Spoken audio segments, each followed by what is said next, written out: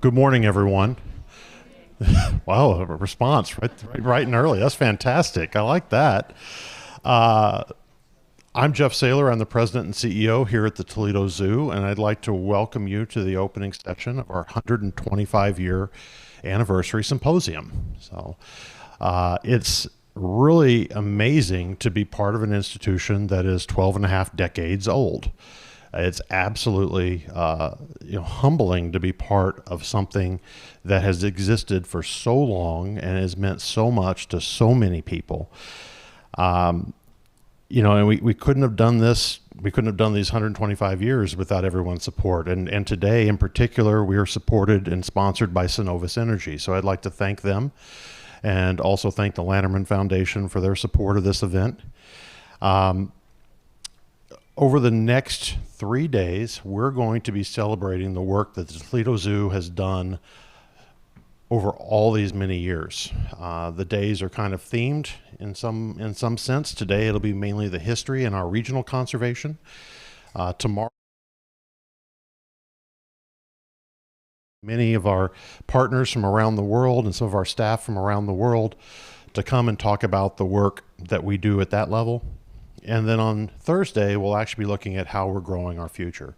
And when we talk about growing our future, it's not just from the standpoint of, what's the next building or where's the money come from, but who are the next conservationists? Who are the next people who grow up wanting to work in zoos? And so we'll be looking at all the different programming that the zoo engages in to make sure there will be another generation of people to carry this torch.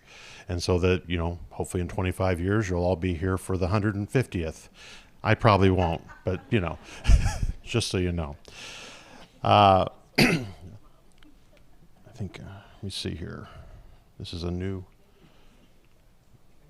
I got jumped right in there. I guess, Kendra, you're coming up earlier than planned. We have a special guest today. Kendra Wecker, Chief of the Division of Wildlife for the state of Ohio, who's probably one of our greatest partners and supporters. Kendra, thanks for coming in. That was a bit of a surprise there. Thank you, Jeff. Thank you. Well, that's what good staff does for you. They take care of you. So good morning, everyone. I'm very happy to be here representing the Division of Wildlife, which is the state wildlife agency responsible for the native wildlife we have here in the state. I just wanted to commend Jeff and your team on 125 years. I know you haven't been here that long, but in your 13-year tenure as the leader of this institution, we have done some amazing things together, and the benefits you have added to the state of Ohio have been tremendous. The restoration of Hellbenders is ongoing in Ohio, and Toledo has been a significant partner in that. Hellbenders are our largest state native salamander. If you haven't seen one, they're a beautiful animal, and we're putting them out in the landscape in our waterways, and it's just a great success story that's going on.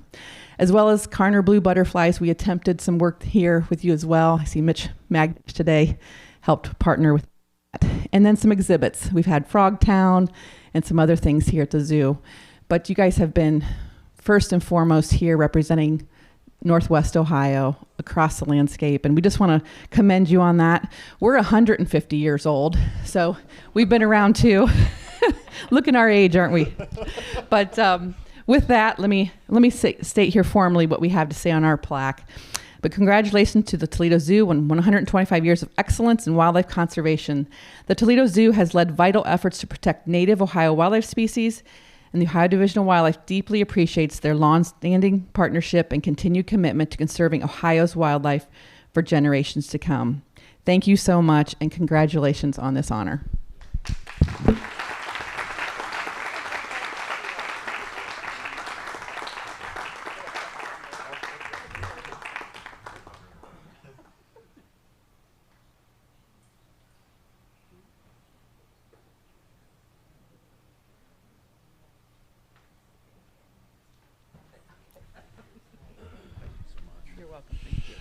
Thank you, Chief.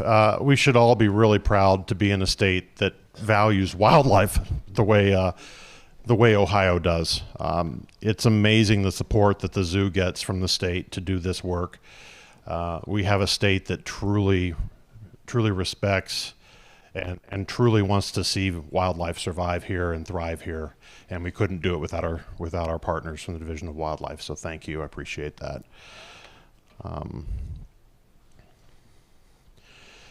So my remarks are going to be fairly brief this morning, but I want to take a minute to kind of talk about what this zoo has meant for this community. I've never seen a zoo that was as connected to its community as the Toledo Zoo is, with all of the many different things that are done here, everything from the events we do to the programming to the buildings. There's just so much connection, so much love for this facility that it truly boggles the mind. So how many of you have pictures of yourself, your children, or your grandchildren on these statues? Look at that. That's pretty amazing that a statue at a zoo is such a major part that many of you have a photo of this statue in your homes right now. That we have people that have generations of family members who have their photos on these statues. These statues have been here since the Depression. They were carved by the same gentleman who carved all the friezes on the outside of the reptile house, which is currently being renovated and will open next Memorial Day. When we reached out to ask people for photos that they had of themselves on these animals or these statues, the feedback was amazing. And just to see the number of people that have these, that it's such an important part of their family's history. And I think it really speaks to the way the Toledo Zoo has touched so many people. We have all these buildings on site too that, I think if I ever suggested tearing one of them down, I would be ridden out of town. This one is actually one of the oldest. It's the Carnivore Cafe that several people in this room probably remember having lions in it. Others remember going and having their lunch there. It's been here since the 1920s. And on top of this building and the lodge, we also have all of the Works Progress Administration buildings, which make up the largest collection of Works Progress Administration buildings on any one campus in the United States. I mean, they're pieces of Toledo's history. They connect us back through time to different generations. I mean, when we began the renovation on the reptile house, finding the photos of the artisans and tradesmen that built that building, and then having donors from today say, oh, that's my great-grandfather in that photo. I mean, you have these connections that go back generations. And that building in particular is an absolutely amazing piece of history. It was the first construction project that Roosevelt's attempt to deal with the Depression. It's the first project that was done in Toledo. It actually predates the WPA. It was actually a CWA, which was not meant to have any sort of staying power. The criticism at the time was that you're doing all these boondoggle projects that won't last. And then here's this building that exists 90 years later that is such an important part. And so many people, several people in this room had their careers started in that building, which is pretty amazing. I could point them out, but then they'll just get upset, so I won't. I don't know if you can see this picture very well, but there's about 4,000 people in that amphitheater. Now, how many of you have been to a concert at the Toledo Zoo? About the same number as had a picture on an elephant. Once again, here we are at a zoo, and yet we've got this concert venue that has meant so much to so many people and helps us remain relevant to as broad a swath of the population as possible. And it's not just these larger paid concerts. It's Music Under the Stars, which has been a great program for those that, want a nice evening out, want to enjoy the zoo on a summer evening. Some, it's very, very inexpensive since it's free. And you have a lot of folks from assisted living homes and what have you coming out and being able to take advantage of this. And at the same time, we're able to showcase, over time, the symphony, all of these local music acts and bands. And, it's just an amazing piece of our overall footprint and our history.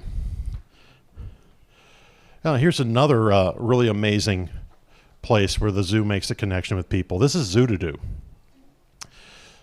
This event is our biggest fundraiser of the entire year, and it's kind of shocking to say it's been going on for 40 years.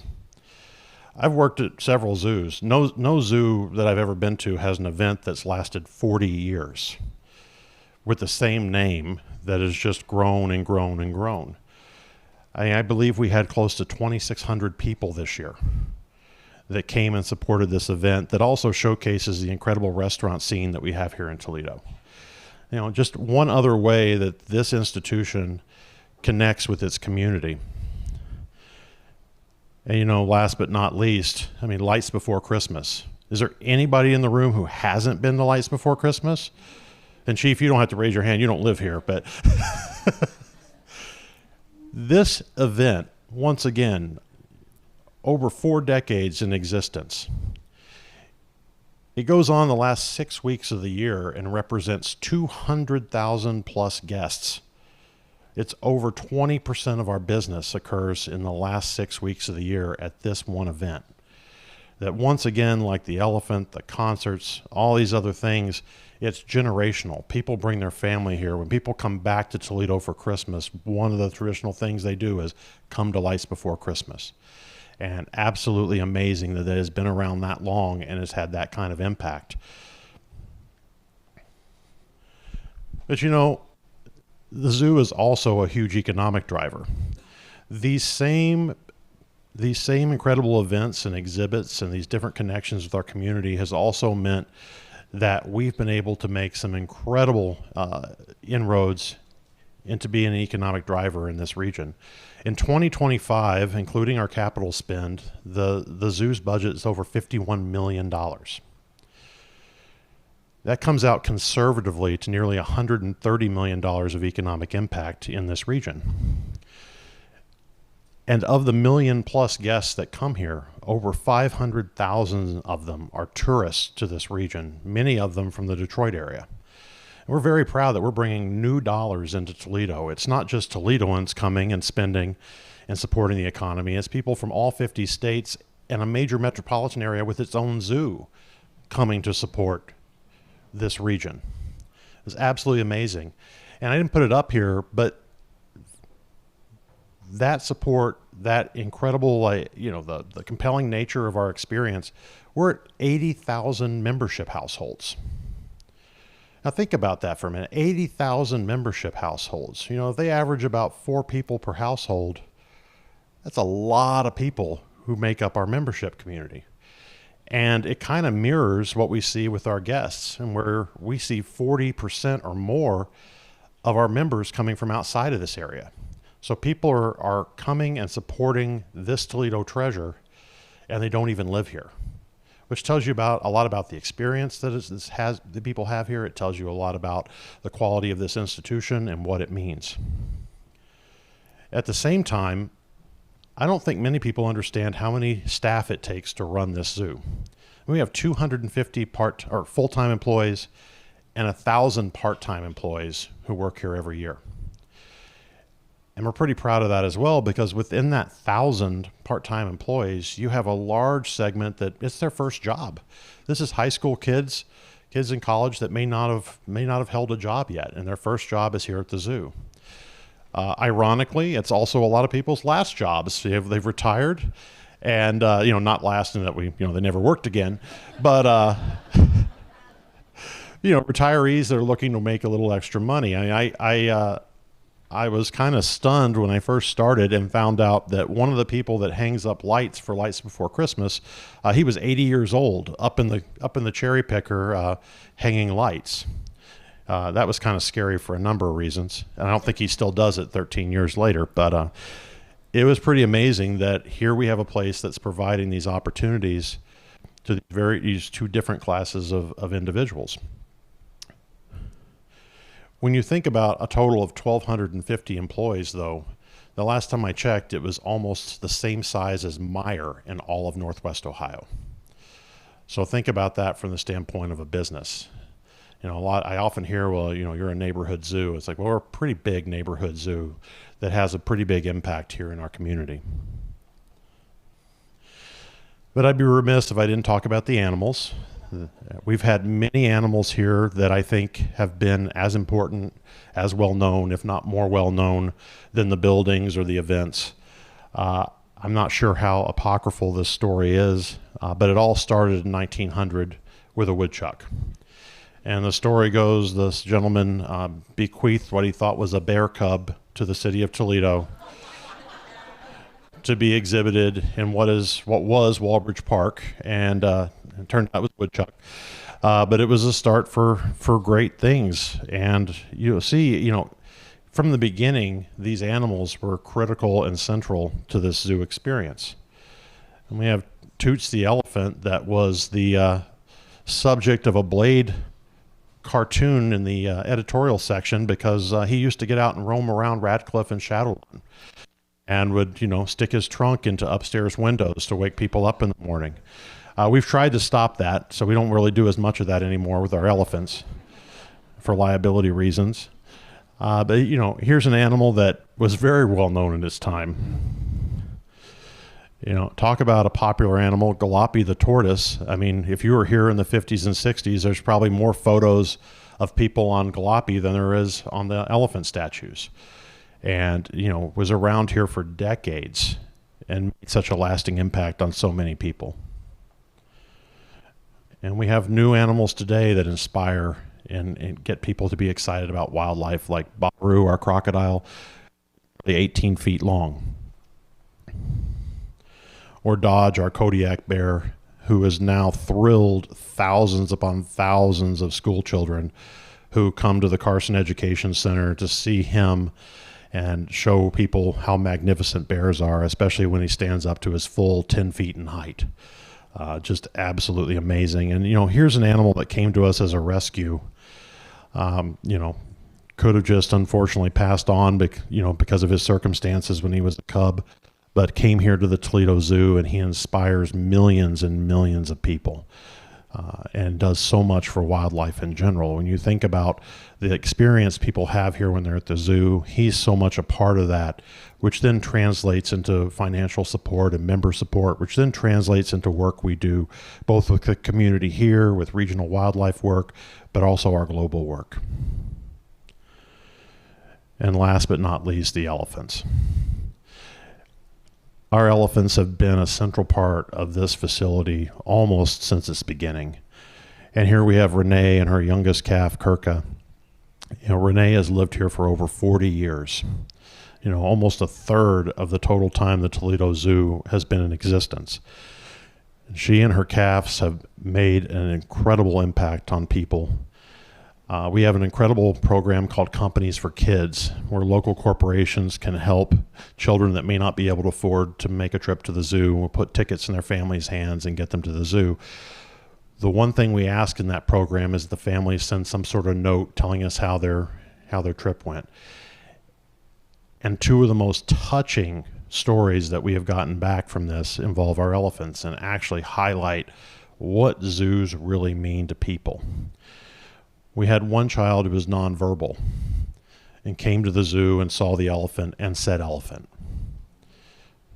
We had another child with cerebral palsy who had trouble walking around, was so excited to be at the zoo, was so excited to see elephants that he walked around the zoo all day long. It's amazing what animals mean to people and how they can touch people in different ways, and how that can help us improve the world. It can improve the situation for people, it can improve the situation for wildlife, and it can improve the situation for the environment. And the Toledo Zoo is so amazing in all that it's able to do. They're going to start a video here right now and show you one aspect of what zoos are able to do to connect people to wildlife. This is our Lake Sturgeon program. The Division of Wildlife and Fish and Wildlife Service have been so gracious in allowing us to be a part of. We've signed on to a 20-year program to put these lake sturgeon back into Maumee River. And I've never seen a conservation program that has been so embraced by the public. And what you're seeing here is the Sturgeon Fest that we started about 6 years ago. The community comes out and actually helps release the sturgeon.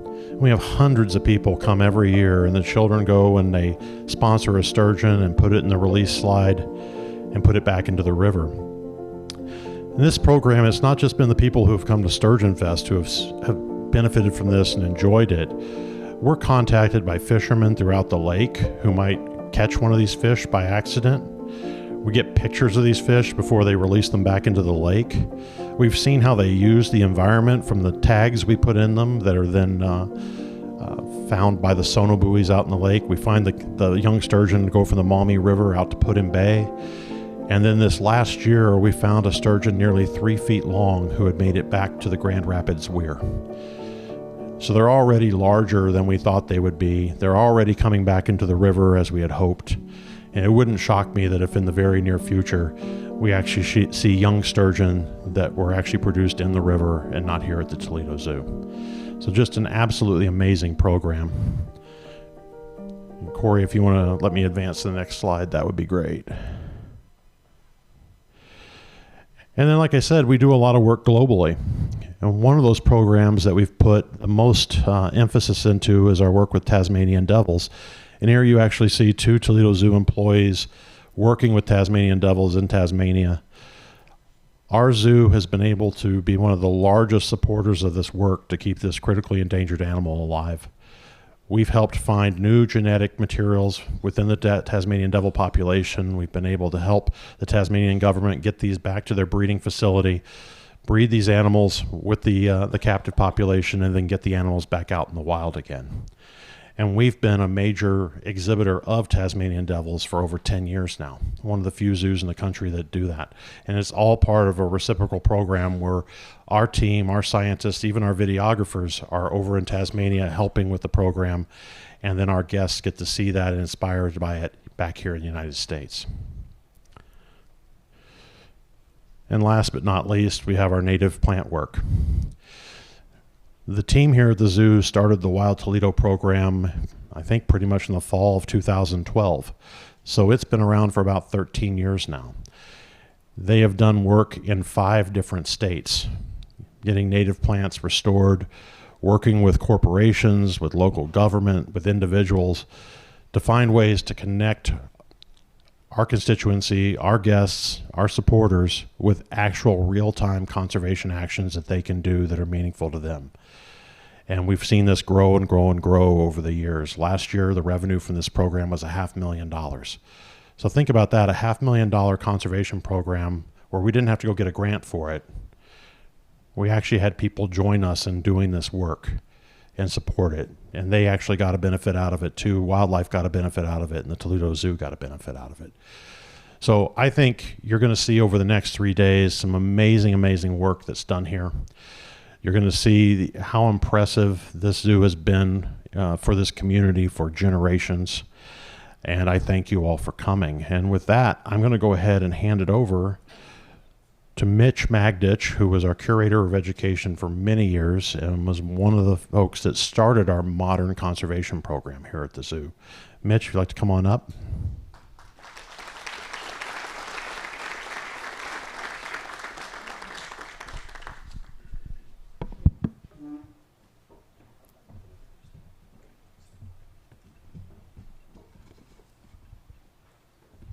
Well, thank you, Jeff, and it's a pleasure to be here today. So I'm going to be talking about a little bit about the history of conservation here at the Toledo Zoo. Jeff stole a little bit of my thunder because I wanted to start out with Carl Hellbender. And by the way, I know there's probably going to be some rumors that are probably going to be started by John Chastain that I actually knew Carl Hellbender personally. Okay, but guarantee I did not, all right? I know I've been here a long time, but I haven't been here quite that long. But indeed, the first species that was donated to the zoo was a groundhog, AKA bear cub, I guess. And donated by a local furniture dealer whose name was Carl Brand. And actually, he gave that groundhog to a gentleman by the name of Pete Medler. And Pete Medler was actually the commissioner of parks here in the city of Toledo. Toledo, I think, was suffering from the fact that Cleveland and Cincinnati had previously started zoos in their communities, and Pete wanted to get on board with that. So thus, the donation of this woodchuck. The 3 bear cubs you see right there, AKA not woodchucks, they actually were donated almost immediately following the donation of the woodchuck. And actually, this is the earliest known photograph of animals in the zoo's collection here at the Toledo Zoo. So I'm going to talk a little bit about foundations. So how did we get started with conservation? It was kind of a long road, to be honest with you. For the most part, conservation was not part of our vocabulary early on. It was all about animal exhibition.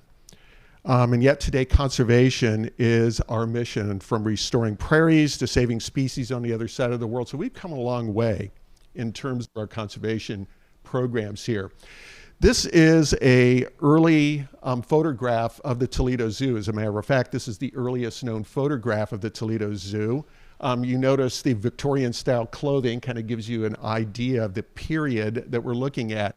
This is actually Walbridge Park. And by the way, the zoo was actually called Walbridge Park. This whole section, well, not this section on the north side, but the south side, that was actually part of Walbridge Park early on. But the zoo actually started on the other side of Broadway along the Maumee River, and that's where this photograph was taken. So the fledgling zoo got started on the other side of Broadway, and the collection increased mostly through the donations of people from the community. Imagine that taking place today. But people in the community really rallied. As Jeff mentioned, from the very get-go, the community was highly involved with the not only continuing the zoo, but the foundation of the zoo as well. And it became a real source of civic pride, even in its early days. And families visited because they wanted to connect with nature and with animals in a growing community. Jeff mentioned elephants, and elephants have always been a big part, and I wanted to mention this elephant in particular. This is Babe, and if you are from the city of Toledo, you probably know about Babe. In fact, Babe's skull is on display over in the museum, in a museum case. But Babe came here in 1912 and quickly became a must-see animal. This was a huge male Asian elephant, and the last weighing before it died in 1943, it weighed nearly 11,000 pounds. So this was a really big animal. And again, this was an era that was really about the collection. Okay, so what can you see? We didn't have Animal Planet and other programs like that. People, the only way they could really connect with animals from around the world was really through a zoological institution. Conservation was really not yet part of the nation's lexicon. But it was really coming on the horizon.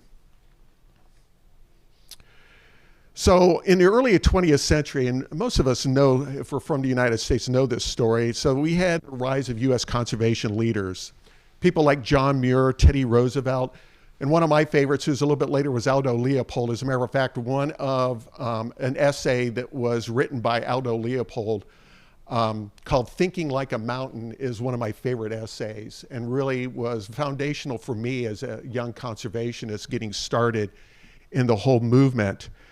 But during the Roosevelt administration, he did a lot of work in the area of conservation, recognized that our wildlands were being consumed by agriculture, silviculture, and manufacturing, and so did a lot to start a movement in the United States, creating 5 national parks, designating 18 national monuments, and protecting 150 national forests. John Muir, as most of us know, was instrumental in creating several national parks, including his beloved Yosemite. He founded the Sierra Club, and he inspired generally a deeper appreciation for wilderness and its protection. Fortunately, the Toledo area kind of caught some of that, so we had our own people who had a real conservation spirit among them. And these are 2 people who are really important in that. One of them is Roger Conant.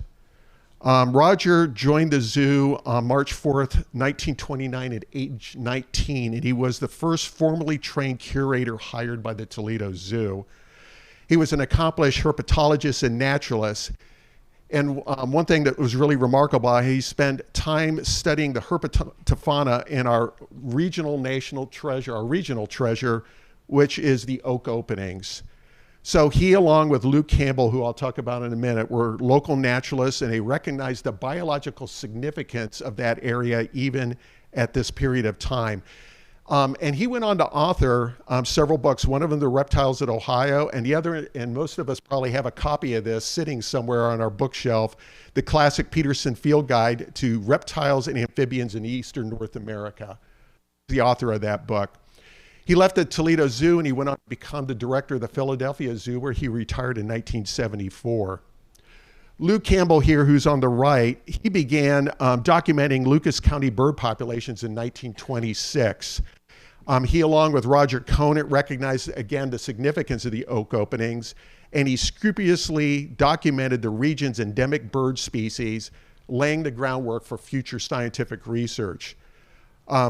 Even more amazing, he was not a trained ornithologist. As a matter of fact, he worked for the predecessor of TARDA, which is our regional transportation authority here in Toledo.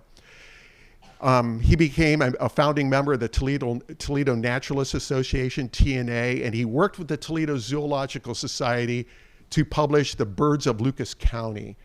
So Lou was not an employee of the Toledo Zoo, but he worked with the zoo and he had a presence here. He did the first systematic catalog of over 300 local species, including those found in the oak openings and Lake Erie marshes. And both of those regions, if you are into birds at all, we know that those regions are renowned by birders worldwide. If you come here in May, there are throngs from people from around the world who are visiting just to see the wood warbler migration, going out in the oak openings, out into McGee Marsh on the marshes. So a fantastic place, and Lou recognized the significance. Then came along the Great Depression, okay? So the 1930s was, believe it or not, an era of major growth despite the economical hardships that we faced. As Jeff pointed out earlier, we had several relief programs, the CWA, the FERA, and the WPA. These were all federal relief programs that employed local laborers and artisans. And they built many of the iconic structures that we see still standing on the zoo today. As a matter of fact, one thing about Roger Conant, he actually helped design that building, incorporating things that were unheard of the day, like natural lighting and a lot of the exhibit space. And it was considered the state of the art during its era. During that period of time, we had an individual who was really important to the zoo. His name is Frank Skelton. And Frank, he was the zoo director at the time. What's interesting about Frank, he was actually business editor at the Toledo Blade, and he worked as director for $1 a month during that period of time. We're not going to ask you to take a pay cut, Jeff, just to let you know.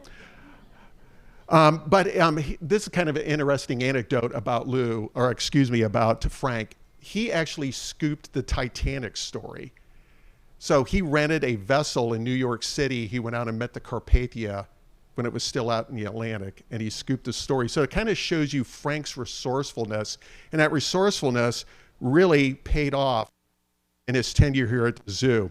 So he was tasked with sourcing the materials that would build the zoo, build these iconic buildings that we have here.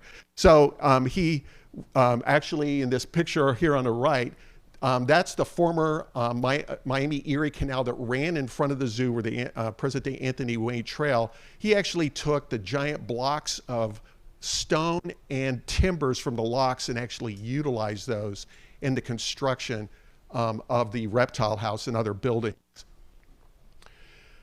He also even used buildings that were being raised here within the confines of the zoo. So in the lion house that you see on the left, that building was built in 1907. It was raised, and the materials that were in that building he actually utilized in the construction of the reptile house. And in fact, the photograph here on the right, that is a hand-painted sign that is at one of the entrances to the reptile house that gives you a list of all the materials that were used to build that building and where they came from in the city of Toledo. So Frank Skelton's resourcefulness really paid off in terms of getting those buildings built during that period of time. So let's talk about kind of an awakening that took place in the zoo community, including Toledo between the 1950s and the 1970s. So I know I remember part of this, even though I was very young at the time, but in the mid-20th century, there was really a growing awareness of the human impact on nature. So Rachel Carson's Silent Spring was a really important work at that period of time. Published in 1963, it was based on research that was done in the 1950s that exposed the dangers of synthetic pesticides. And many of us in this room remember the terrible impact that DDT had on particularly bald eagle populations at the time. I remember a young man here in the city of Toledo growing up out in Oregon, didn't see many bald eagles at all. Now I can go out there today and I can see bald eagles everywhere. It's amazing what a turnaround occurred during that time. But there was major legislation and agencies that arose during that period of time. We could probably all name some of these. The Environmental Protection Agency, the Endangered Species Act came along, Clean Water Act, and other federal and state conservation measures arose at that period of time. So conservation was quickly becoming part of the national dialogue. There was a major shift here at the zoo as well and other zoos. So instead of just having animals for pure display reasons, we started improving animal well-being, animal welfare, education, and conservation initiatives. So there was a real emphasis now taking place on improved education, animal husbandry, and welfare. I wanted to point out a couple of pictures here. The one on the right, that was a program that was run by Toledo Public Schools that took place here at the zoo in the 1970s. It was a natural resources center. My wife actually participated in that program. What is unknown about that is that program actually produced 2 scientists who are still working today. And actually, it's really interesting to talk to some of the faculty and staff at that facility, which is now at Toledo Botanical Gardens, about those 2 individuals because there's no historical memory of them. One of them, his name is Gene Sattler. Gene studied ornithology at the Smithsonian and was studying black-capped and Carolina chickadees, and is a scientist who got his start at that school that was here at the Toledo Zoo.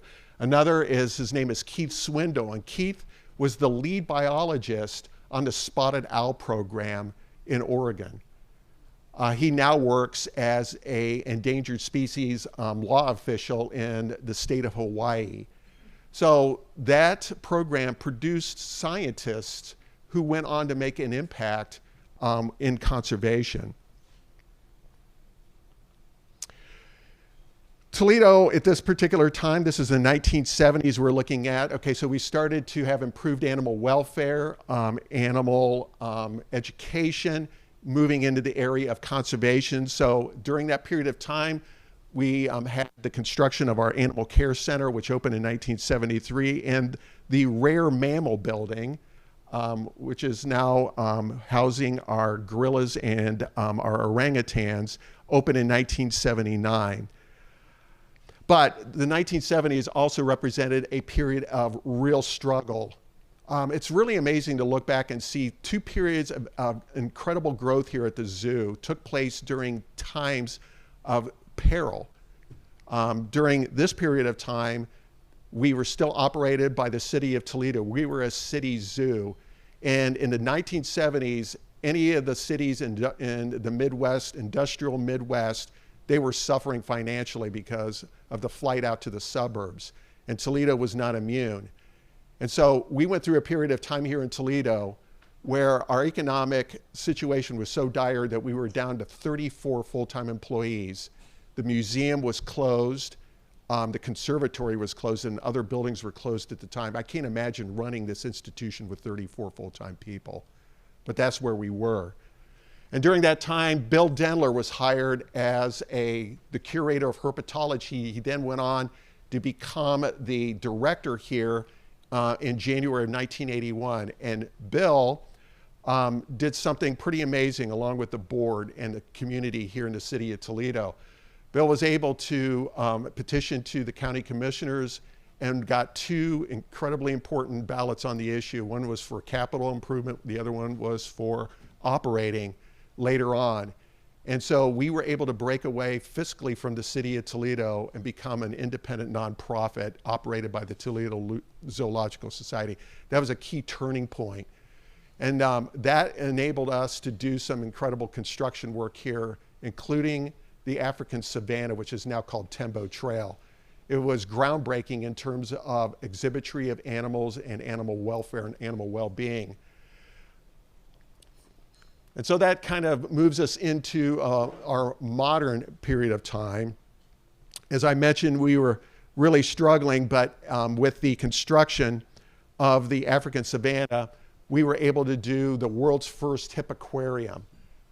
It was the first time we were able to actually view a hippopotamus in continuously filtered water from windows like the one you see here. And actually witnessed the first birth of a baby hippopotamus underwater through these windows shortly thereafter. But it was also a time where there was a change in the zoo community. So we started the zoo, the AAZPA at the time. Some of us remember that, which is now the AZA. They started what's called Species Survival Plan. And the goal of Species Survival Plans was to manage breeding for genetic diversity and self-sustaining populations. So zoos and aquariums ushered in a mission that was much broader in scope that included research, education, reintroductions, and field research. And the Toledo Zoo was in on that as well. So early on, we had multiple SSP programs, including lowland gorillas, orangutans, chimpanzees, cheetahs, and snow leopards, and a very young Dave Ross, by the way, for those of us who know him. But one of the key and most important elements in the 1970s and 1980s was the hiring of Dr. Peter Tolson. Peter was hired originally in 1981 as a curator of herpetology, replacing Bill Denler. And then Peter segued to his new position as director of conservation and research. But Peter is mostly renowned for his work with his beloved West Indian boas, so the Mona Island, Virgin Islands, and Cuban boas.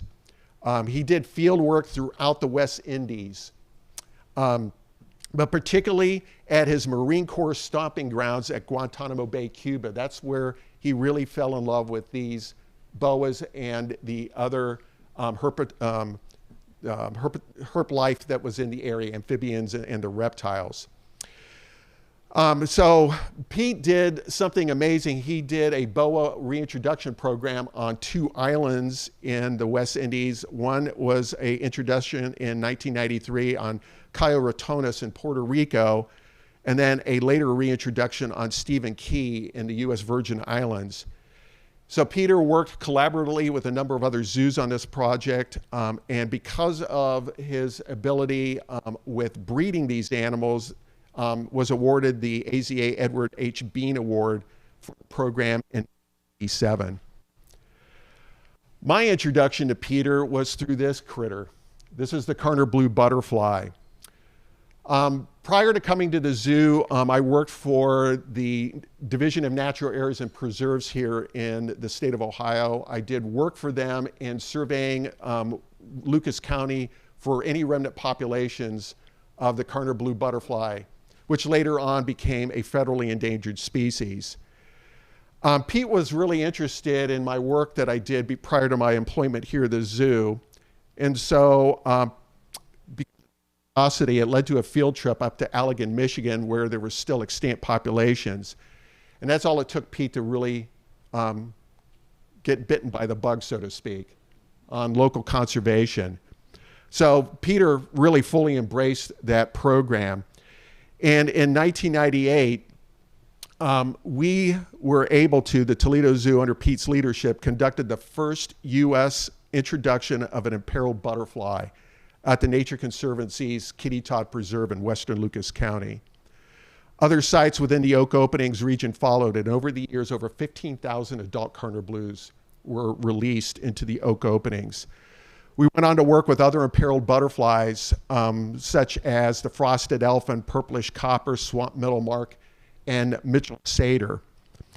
Little note about Pete: I've never met a man going into the field have more endurance than Peter Tolson. I don't know how many times I went into the field with that guy on a day that was 95 and 95% humidity. He would never take water into the field. People would be dropping like flies. Peter would be going like crazy. Never, his endurance never ceased to amaze me. Because of the work that we did with these butterflies, the Toledo Zoo was presented with the AZ8 Top Honors Award for the North American Conservation Award for the zoo's Oak Savanna Butterfly Conservation Program. So it marked a further milestone in the zoo's conservation efforts, and also began a more concerted effort by the Toledo Zoo to do local conservation research, captive breeding, and reintroductions. Under Peter's leadership, there were other programs that appeared. I'm not going to spend a lot of time on these because we're going to have speakers that will be talking about them at length, but one is the Kahanzi spray toad, an animal that existed in the spray zone of falls that occurred in the Kahanzi River in Tanzania, and the other one, and this is our longest running conservation program that we have right now, and that is with the Aruba Island rattlesnake. So let's talk about the present and the future. So the 2010s brought in new leadership with the arrival of Jeff Saylor, and Jeff's arrival really launched new ventures, both international and local conservation, and attention on something that actually I don't see a lot of zoos paying attention to, and that is human-wildlife conflict issues. So there's a lot of ongoing initiatives taking place now that honor Peter's impact and expand his vision. The Toledo Zoo is recognized as a major player in global conservation work. Internationally, the Toledo Zoo, with our valuable partners, are working in the Solomon Islands on behalf of the threatened Santa Cruz ground dove. In 2022, the zoo hired Joe Wood. Joe's with us here today. And as the manager of International Conservation Program. So Joe is really boots on the ground managing the operation in the Solomon Islands, where the zoo is leading the development of Conservation Breeding Center for endemic species, and also along with projects going on currently in Asia, Latin America, and Africa. And in Brazil, the zoo is supporting efforts to restore habitat connectivity for one of the world's most threatened primates, the pied tamarin. And again, more to come on those programs. Ongoing initiatives continue to honor Peter's impact and expand his vision. The zoo is committed to conservation through zoo's infrastructure, but also zoo is committed to and involved in community conservation efforts. So the Wild Toledo program helps to involve local individuals and local schools and community conservation programs. Again, we are committed to operationally improve what we do here at the zoo with particularly our solar array that's over along the Anthony Wayne Trail with this like green roofs that you see here. So we want to demonstrate that we are living our mission, not just talking about it.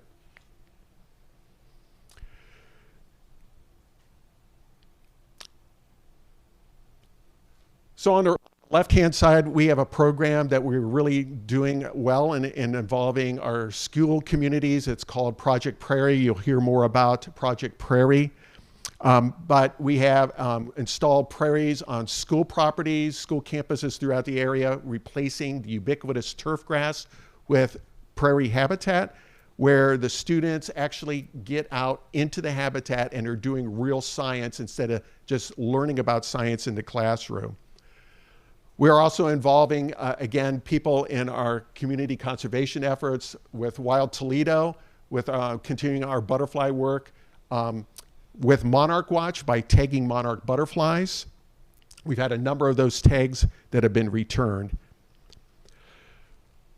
But we are also confronting rising conservation challenges. So pollinator declines and climate change heighten this urgency. So Wild Toledo is investing heavily in prairie habitat development and restoration as part of our effort, again, to reduce turf grass and create habitat for pollinators. And we invite our community to participate by creating pollinator space in the yards, by actually offering for sale quality native plant material through an extensive propagation program. So the Toledo Zoo is continuing and increasing our efforts to meet these global challenges. We also have efforts, for instance, Jeff mentioned Kodiak Ridge, where we highlight that human-wildlife conflict that's so important to talk about, particularly in the area of brown bears. The brown bears that are on exhibit there came to us because they were orphaned. And then we're going to have Katie here talk about the Hellbender Head Start program, which releases young Hellbenders into restored streams here in the state of Ohio. But you know what? There are many, many other programs that I can mention. These are just examples. We could talk about the copper-bellied water snake, Lake Erie water snake, Blanding's turtles, spotted turtles, piping plovers, blue-eyed ground dove, cheer pheasant. We could talk about events like Party for the Planet, Sturgeon Fest. We have a lot that is taking place nowadays in the area of conservation research. And I'd also be remiss if I didn't give a shout out to the many NGOs, government agencies, and scientists whose assistance makes all of these things possible. So over our 125-year history, there are 4 words that really have come to define us, and these are part of our mission statement: enjoy, inspire, educate, and act. So the Toledo Zoo is committed to inspire our guests to join us in being advocates for wildlife and conserving the natural world by providing fun, awe-inspiring, and educational experiences. By joining us, others help build a movement that cares for animals and creates a shared space for wildlife in our world. Our mission is now more important than ever. At our 150th anniversary, I can imagine that we will be celebrating a Maumee River full of lake sturgeon and restored prairie habitats throughout Northwest Ohio that continue our conservation leadership. But conservation is about just what the zoo does. It's what we do together. Every employee, every volunteer, every visitor, every student, every household, and every community is part of the story as we continue to build on the legacies of conservation giants like Teddy Roosevelt, Aldo Leopold, John Muir, and locally, Roger Conant, Luke Campbell, and Peter Tolson. So this then is our legacy, and it's our charge to care for the future as the generations before have cared for animals within the boundaries of the zoo and outside the boundaries of the zoo in habitats locally and in our community and around the world. Thank you.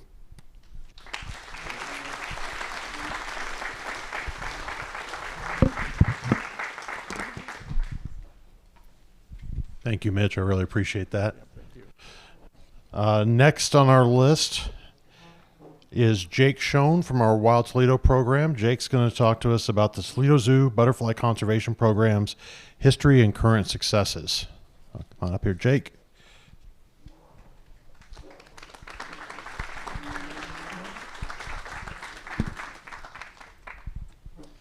Thanks, Jeff, and thanks everyone for coming out to the symposium today.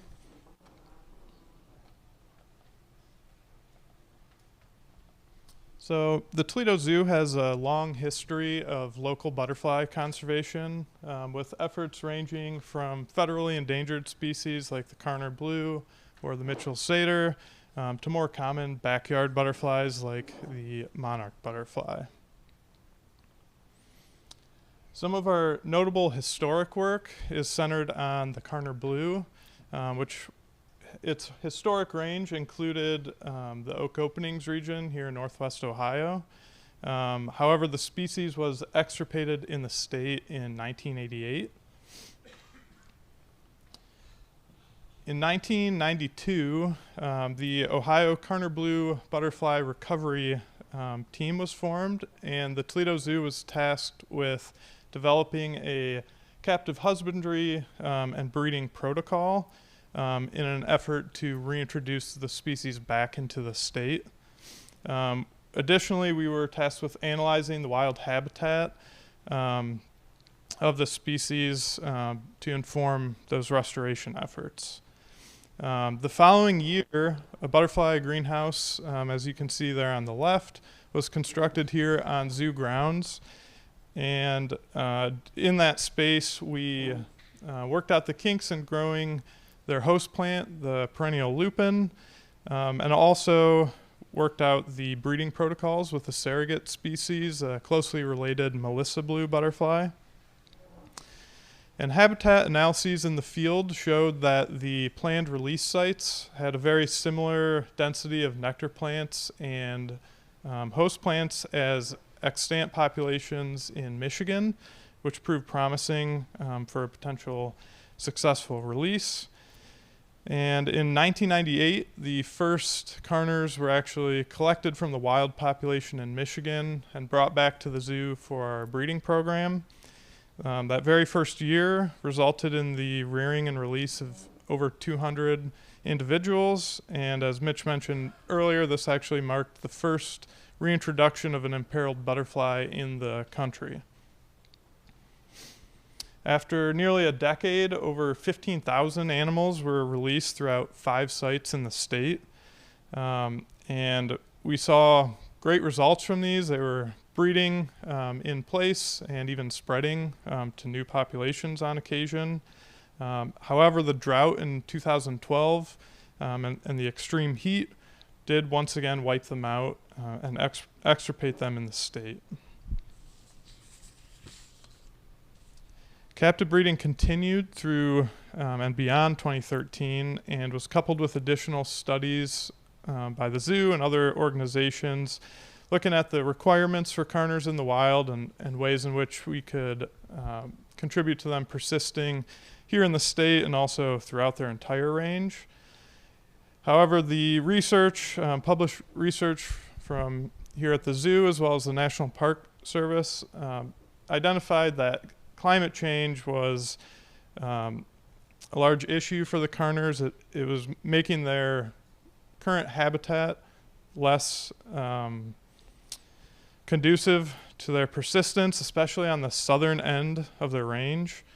We did find that mixed habitats with dappled shade from trees as well as open areas help to buffer from these effects of climate change. However, the buffering effect can only go so far. And unfortunately, the National Park Service study showed that the Carner Blue range, much of their range, if not all of it, would likely become unsuitable over time, again, because of the climate change. And with Ohio being on the very southern tip of this range, we were particularly in a precarious spot. So in light of this, the zoo opted to shift our focus to other species with a more favorable outcome and outlook for local restoration. Of course, we would have preferred to see the species be restored within the state. However, this project still demonstrates how a zoological institution can combine our expertise in captive husbandry as well as field research to first breed and reintroduce an endangered species at scale and very rapidly on tight time frames. Secondly, to evaluate the effectiveness of a reintroduction in real time and adjust accordingly. And lastly, how to be good stewards of finite conservation funding, ensuring that they're used in the most impactful way possible. So conservation biology is all too often a crisis-driven field, and it's imperative to wisely invest our time and resources in ways that maximize the ecological benefit. And the zoo's work with carners served as a foundation for future recovery efforts and demonstrated how lessons learned from one species can strengthen broader conservation outcomes and guide success stories yet to come. Another strong example of the zoo's ability to establish methods for captively breeding and reintroducing imperiled species, also on tight timelines, can be found in our work with the federally endangered Mitchell-Sater butterfly, one of the rarest butterfly species on the planet. And when the zoo began to focus on conserving the species in 2003, there were large gaps in our knowledge of their natural history, particularly their preferred host plants, their breeding behavior, microhabitat preferences, etc.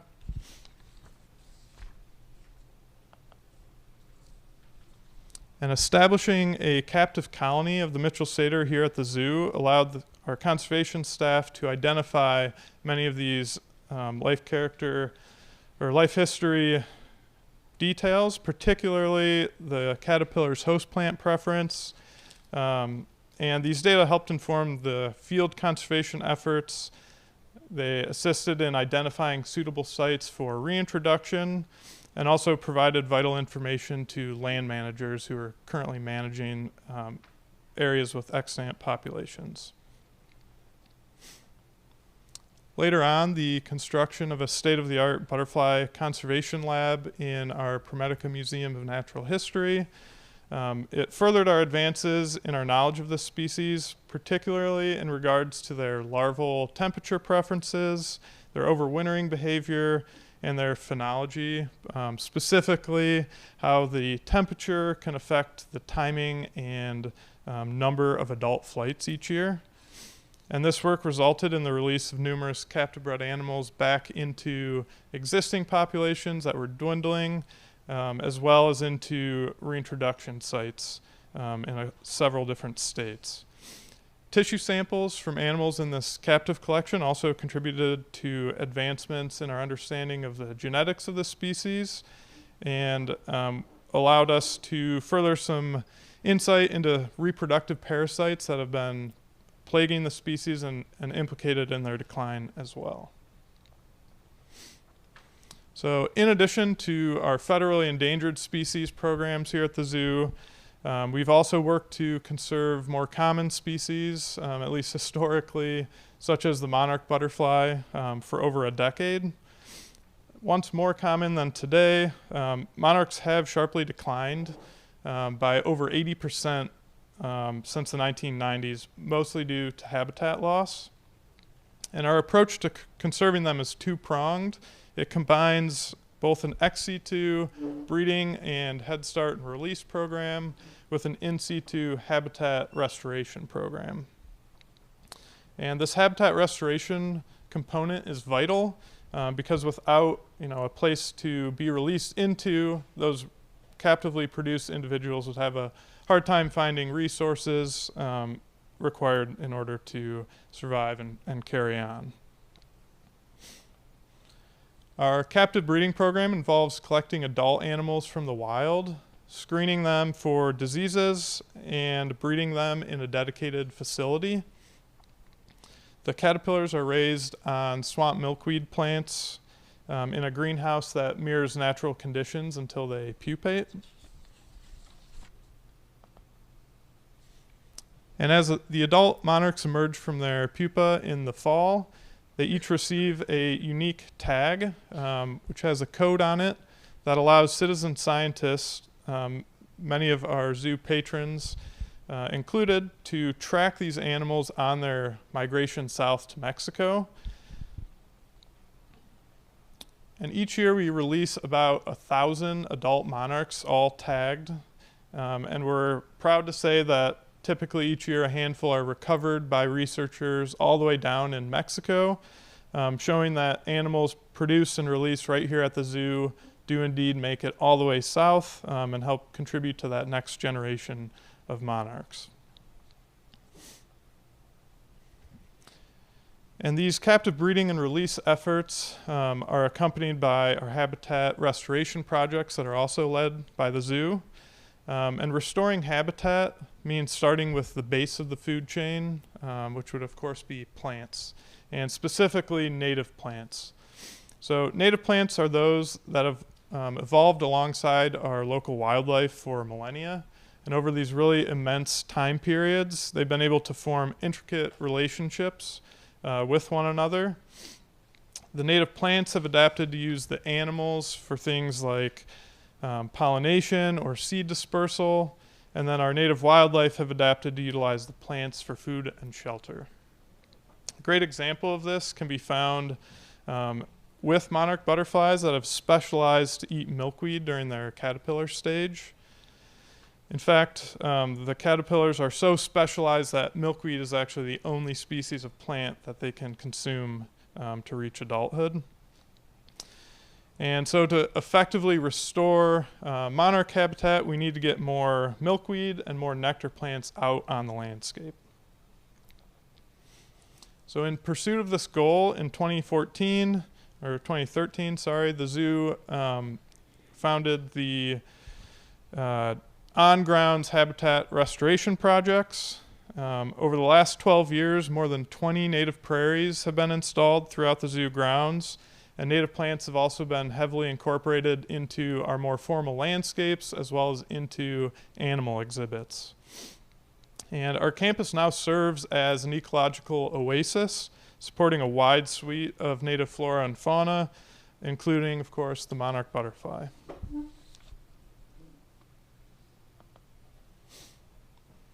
Shortly after initiating these on-ground habitat restoration efforts, we observed an increasing demand and interest from the general public for native plants and also for native plant and habitat installation services.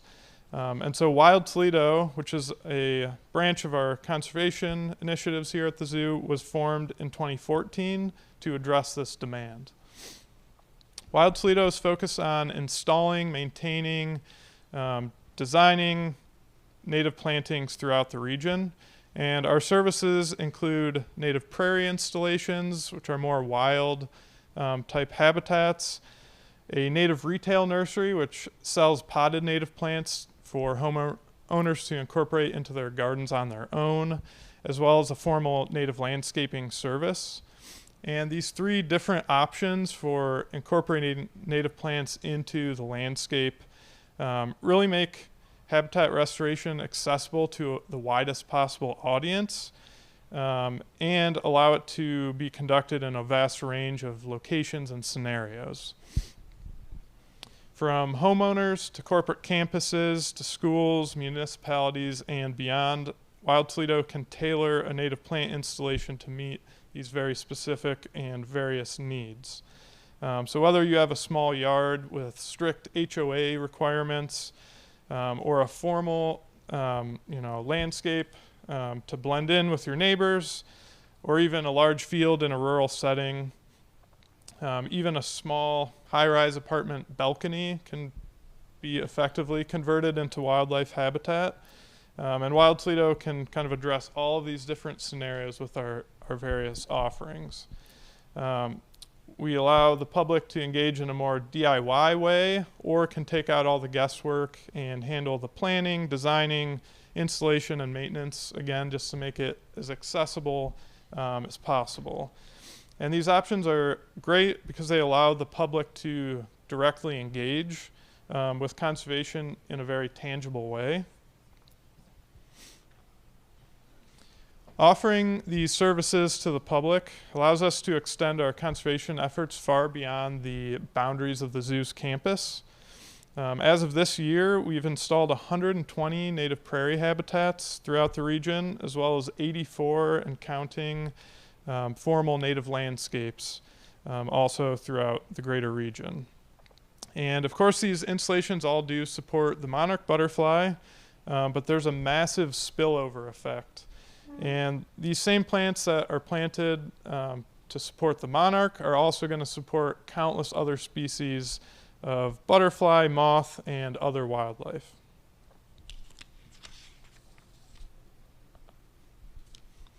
In fact, of the 500 species of native plant that Wild Toledo grows here in our on-campus nursery and incorporates it into our habitat installations around the region, these 500 plants support the caterpillar stage of over 1,000 different species of moth and butterfly. And then the nectar and pollen of these plants go on to support countless additional species as a food resource. All the caterpillars in these photos were actually found utilizing Wild Toledo installations, both here on grounds, some very small formal landscapes, and the swallowtail caterpillar in the upper left was even taken on a tiny planter on someone's balcony downtown Toledo. So our effects have a very wide-ranging, impact. So focusing our habitat restoration efforts on entire habitats and communities rather than an individual species allows us to support conservation of a far greater array of species than if we were to target them individually. And by taking action to sustain many of these species while they're still common, we ideally can help prevent them from ever becoming imperiled to begin with, reducing that need for the more dire and intensive measures like captive rearing and reintroduction. This community-based approach also creates opportunity for the public to play a direct role in local butterfly conservation. Every native planting, whether it's a small pot on a balcony or a multi-acre prairie, can contribute to this growing network of habitat that supports butterflies and countless other species of native wildlife. If you'd like to join us in our mission of conserving local butterflies and other wildlife, I'd invite you to visit our webpage at wildtoledo.org or email conservation@wildtoledo.org, and we'd be happy to discuss the ways in which you can extend our conservation efforts into your own yard. Thank you.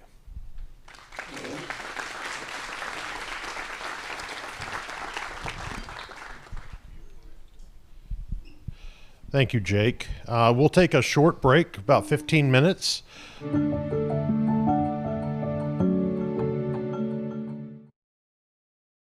So I'm hoping you really enjoy this. Matt's great. He's got some great programs that we'll hear about over the next couple of days. So Matt, you'd like to come on up.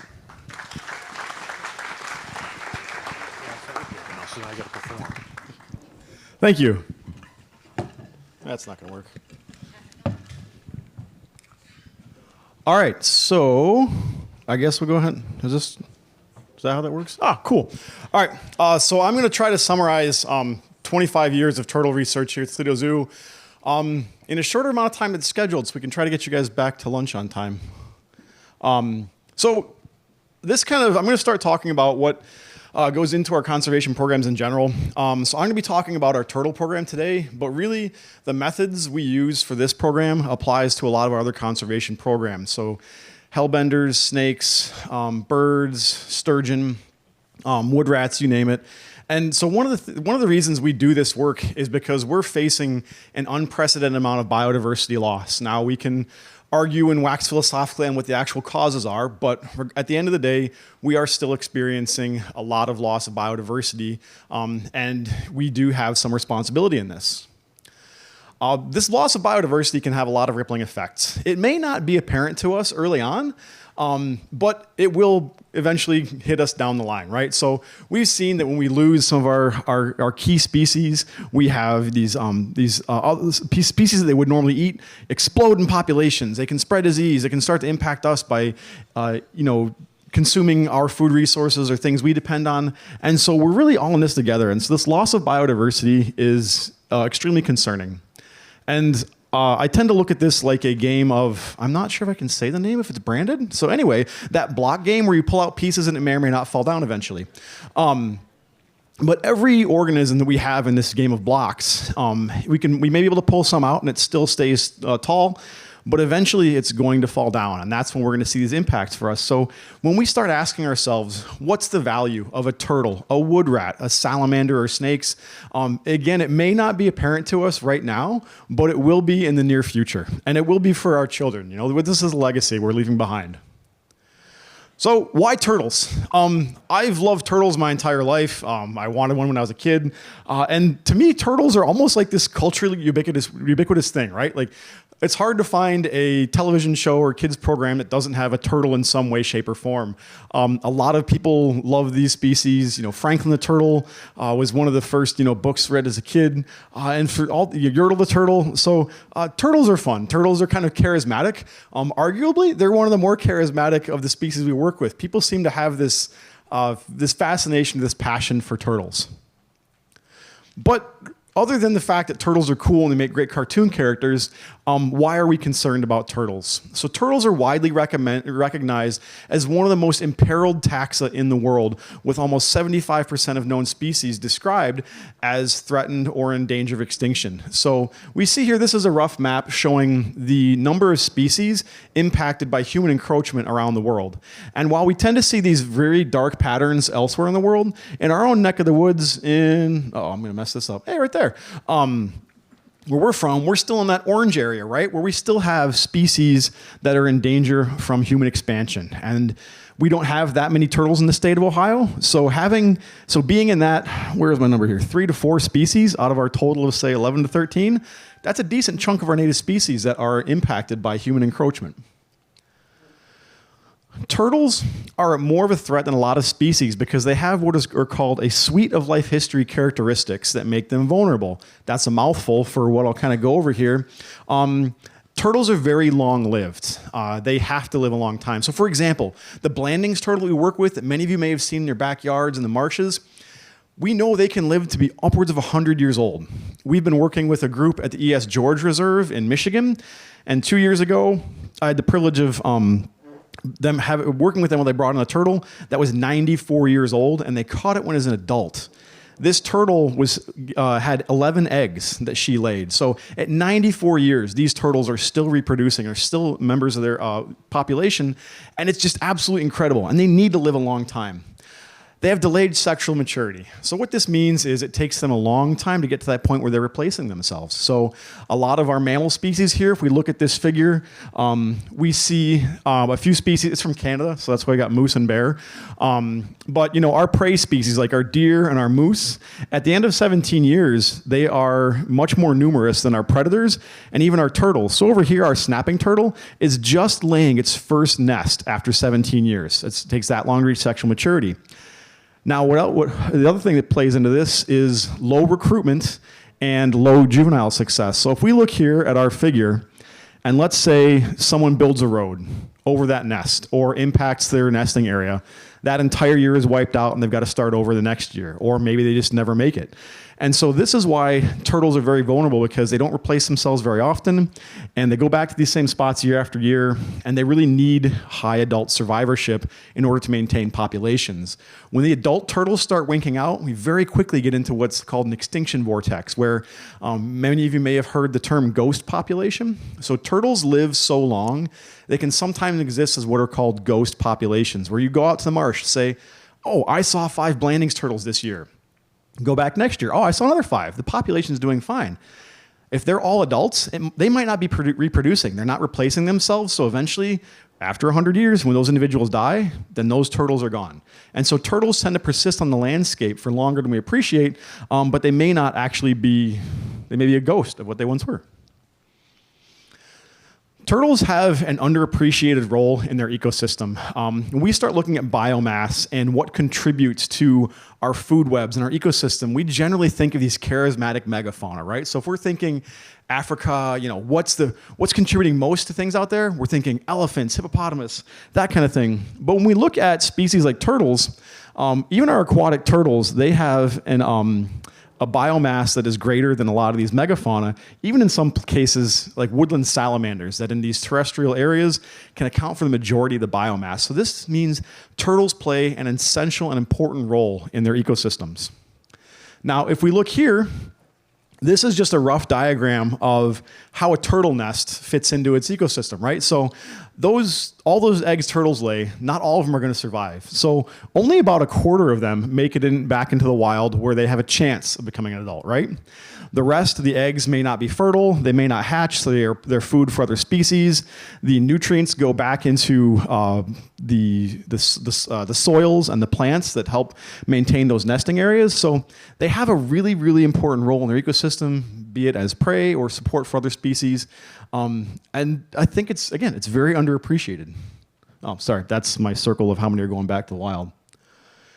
So one of the most powerful things an institution like the zoo can offer, in my opinion, and a lot of our opinions, is longevity. So if we look here, this is a graph I haven't updated in quite a few years, but the Toledo Zoo started a turtle mark recapture program in 2005, so well before I got here.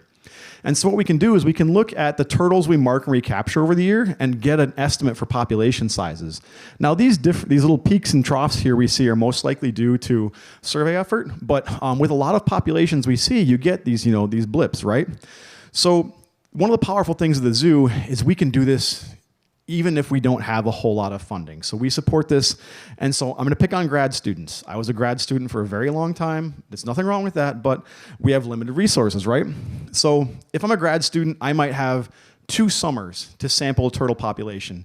And if my points here are 2009, 2010, I might say, holy cow, the turtle population here is exploding. We don't need to spend any conservation money on turtles. Let's go have a drink. Turtles are fine. But let's say I'm doing it over the next 2 years. My conclusion might be very different because right now I'd say the painted turtle population at this pond crashed. Painted turtles are the most common species of turtle we see on the landscape. If they're crashing, that means we have a serious problem. So our conclusions can really vary depending on where we're taking these samples. Our long-term data set, we have the longest term data set for turtles in the state of Ohio. What this lets us do is look at these populations. And so if some, like Metro Parks, this is from Wiregrass Lake, says, you know what, people only said they saw like 5 painted turtles this year. Is this a problem? It could be, but we've seen this before, right? So let's wait a couple years, look at this, what the numbers do, and this really lets us make much more informed conservation decisions so that we can make sure we're maximizing our effectiveness.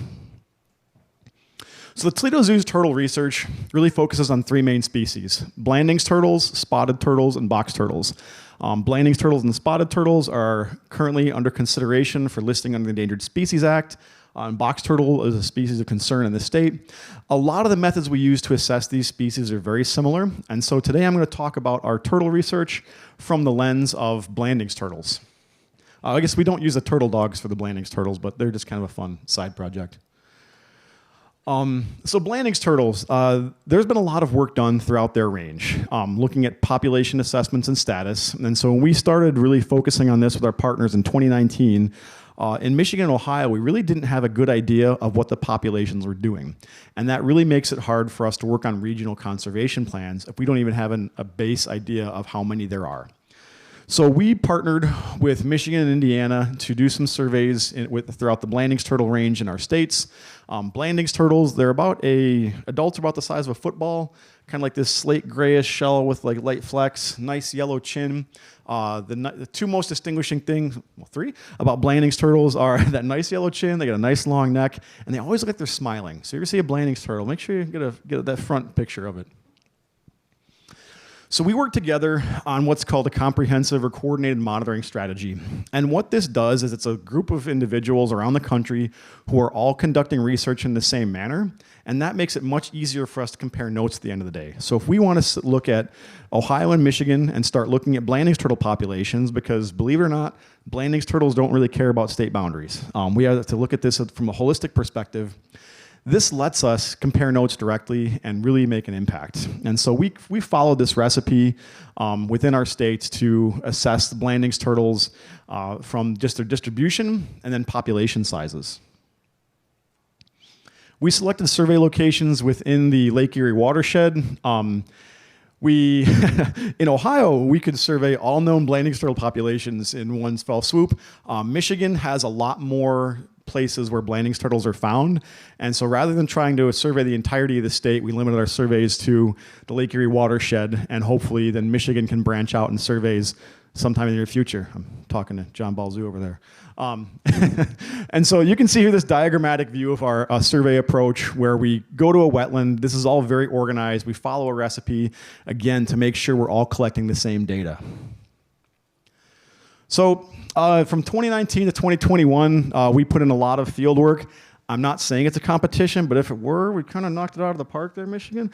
But you can see that putting in more survey hours doesn't necessarily translate into more turtles, right? So Michigan, it takes them a lot more effort to find turtles than it does in Ohio, mostly because they're a lot more common up there. So the big important numbers down here to look at are the bottom. EMBL, those are our Blanding's turtles. And we tend to look at these in terms of catch per unit effort. So how easy is it to catch a turtle out there? It gives us a rough idea of density, right? easier to catch might mean there's a bigger population. This is a rough estimate. And so, but I like to flip it, right? Because we get this really weird low number. I don't know what catching 2/100ths of a turtle in a trap night means. But so if we look at how many trap nights it took to catch a turtle there, we can kind of see, right? So in Ohio, it took us almost twice as much effort to catch turtles as it did in Michigan. Now, if you remember, I was talking about this coordinated monitoring strategy. We can compare this between other states, and there's some hanging things there on the side. But this is the nice part about this strategy, is then we can start looking at this regionally and make comparisons and say, well, we weren't as bad off as Pennsylvania, but it took us a lot more. Oh man, I can't go. Uh-oh, I don't know if I can go. Can I go back? Yeah. But it took us more effort to find turtles than it did some of these other states. And this varies within states. So if we break down our sites that Toledo Zoo, OBCP with Ohio State University, and Michigan Natural Features Inventory looked at, this is our trap nights per number of Blandings turtles. So really low bars mean it was easy for us to get Blandings turtles there. High bars mean it took a little bit more effort. And so you can see this varies site by site. And so it's really important we break this down so that we're not making a general assumption about them throughout the entire state. And we can focus our efforts on where they're really needed. This just shows, again, kind of the variation we see within our sites. Total number of turtles captured, number of recaptures, and you can see it's my honey hole. It's our hot spot, right?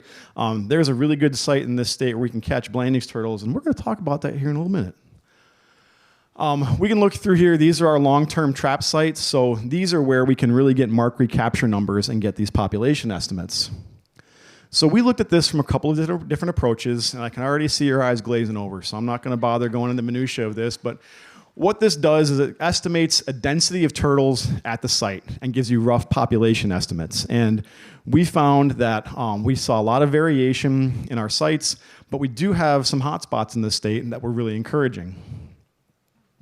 We followed this up by doing it using three different methods, so we can kind of double check ourselves, right?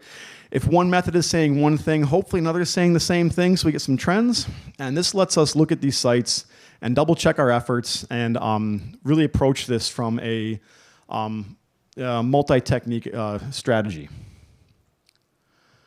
So overall, we found that our methods of looking at spatially explicit capture recapture worked.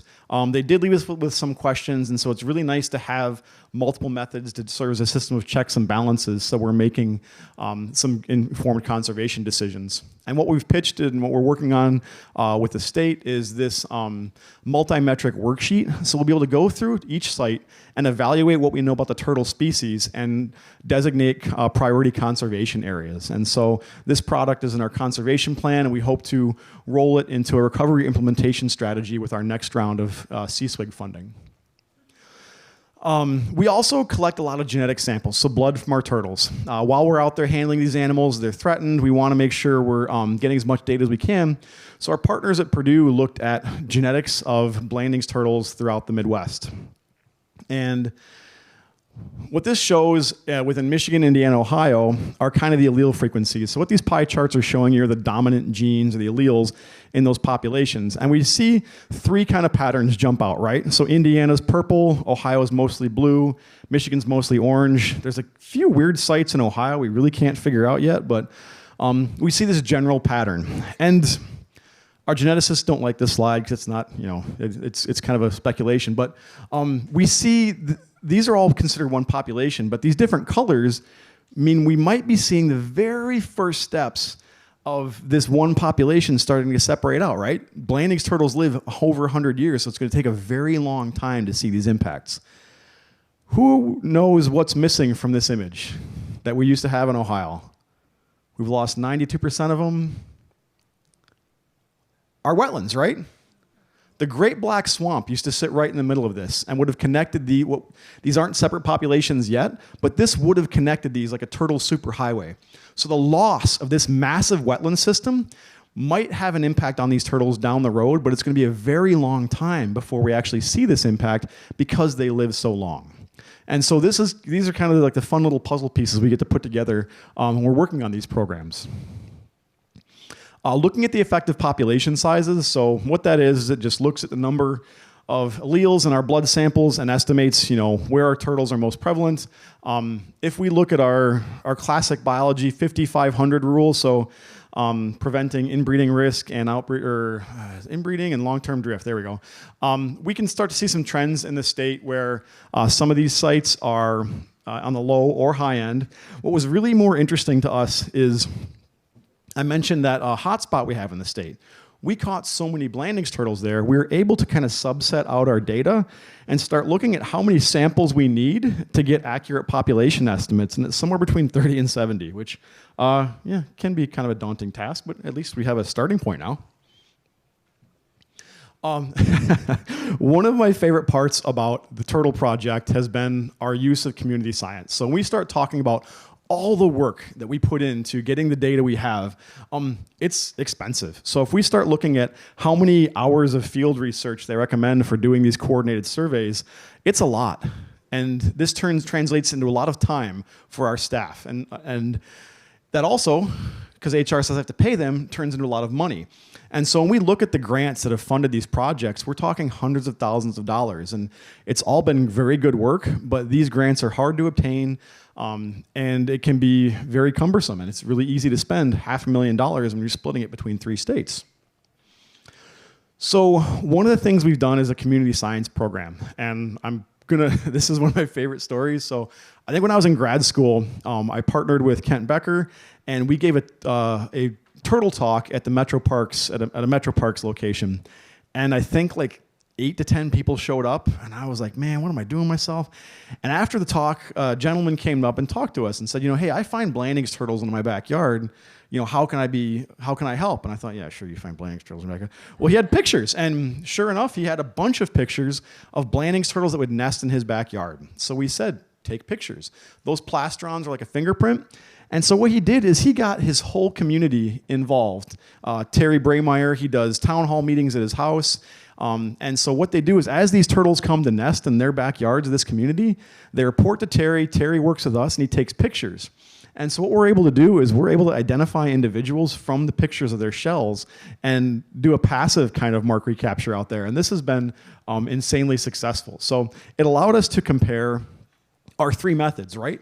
So we've got community science, which is just from photographs. Those plastrons are like fingerprints, and you can use free software like you would fingerprint analysis to compare. We also have where's my light? There we go. Our main method of doing our mark recapture study is much more labor intensive, right? And then we have our genetics over here. I'll admit that to me, the genetics is a little bit of a black box. It's kind of like wizardry, but it works.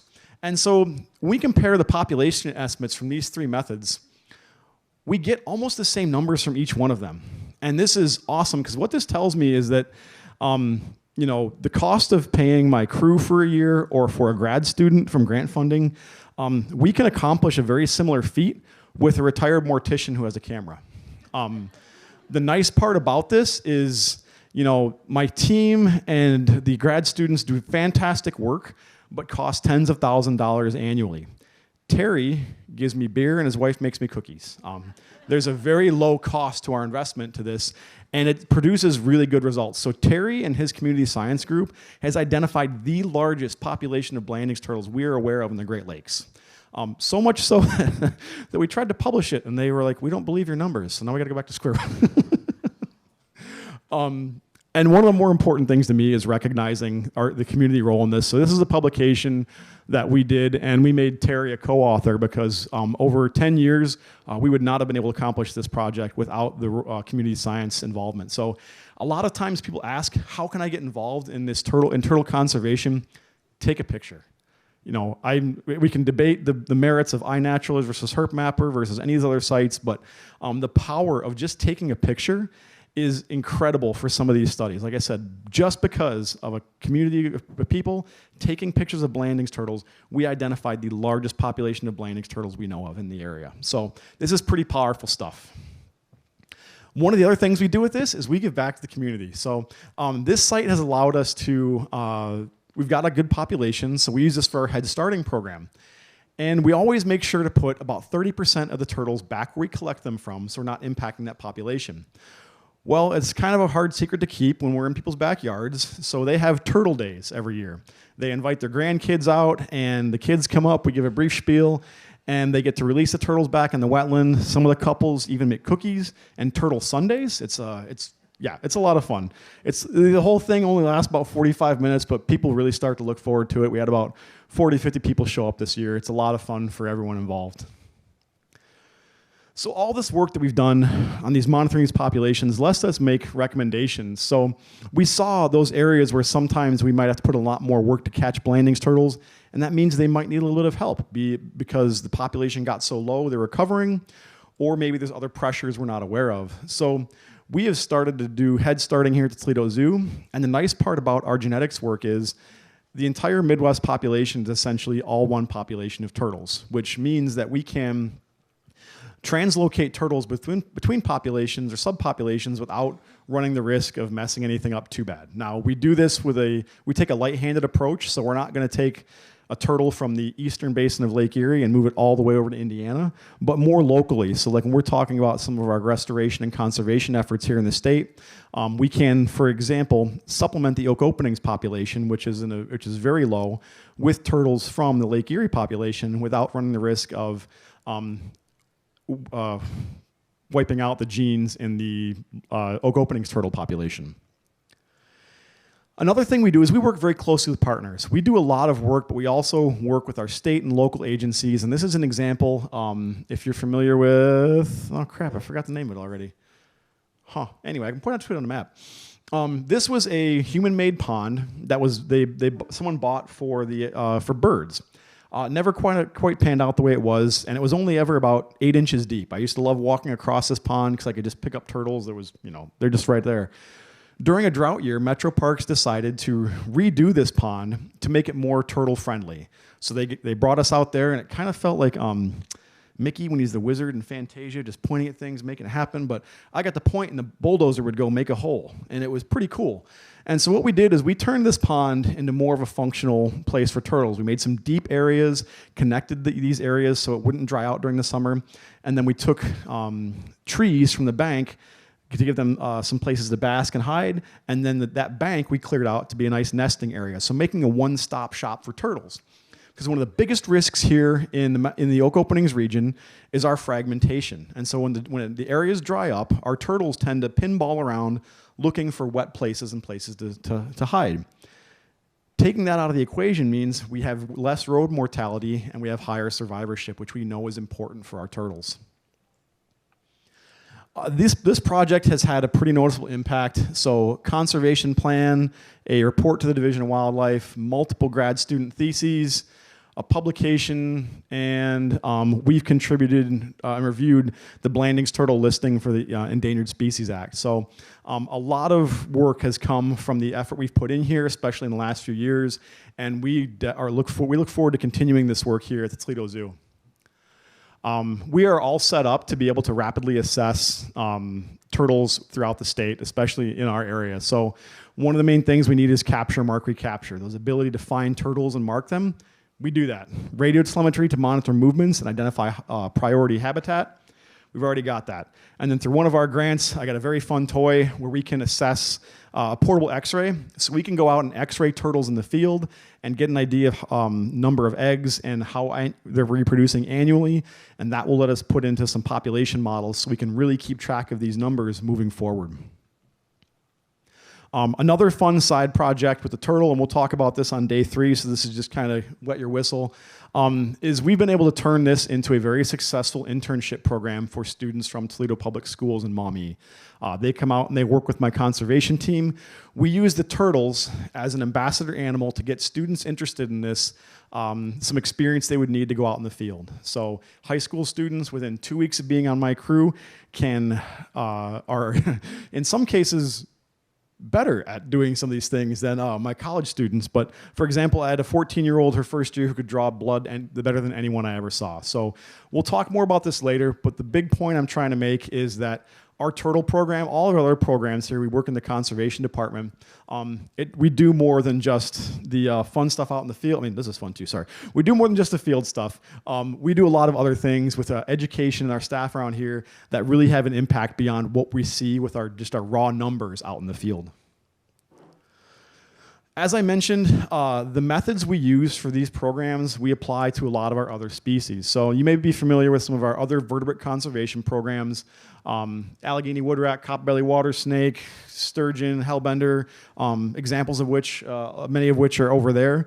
We apply these same methods and these same approaches to all of our conservation programs, and so this kind of gives you an idea of how we do all of this. There's a lot of very similar methodologies, radio telemetry, population assessments for all of these, and so it's kind of the turtle focus helps kind of summarize all the other work we do with our other conservation species.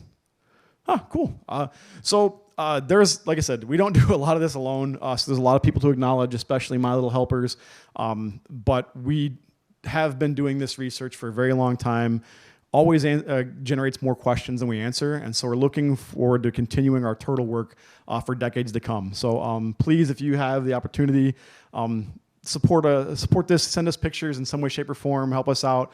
We're always looking for ways to increase our conservation impact. So thank you.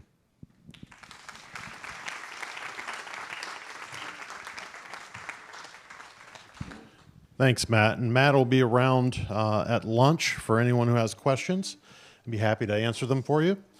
Next on our list is a really incredible program here at the Toledo Zoo, the recovery of the hellbenders in Ohio. And I think Mitch mentioned this morning, hellbenders are these giant salamanders that we have here in the state that are pretty amazing creatures. One of our staff, Katie Herzog, is here to talk about it today. Katie, where is Katie? Katie's out here. There she is. She's coming on up. Katie is kind of a poster child for how the zoo can impact people. Katie, you were a zoo teen, correct? So started out at the zoo as a zoo teen, and now is in our herpetology department and saving species. So thank you for being here, Katie. Thank you.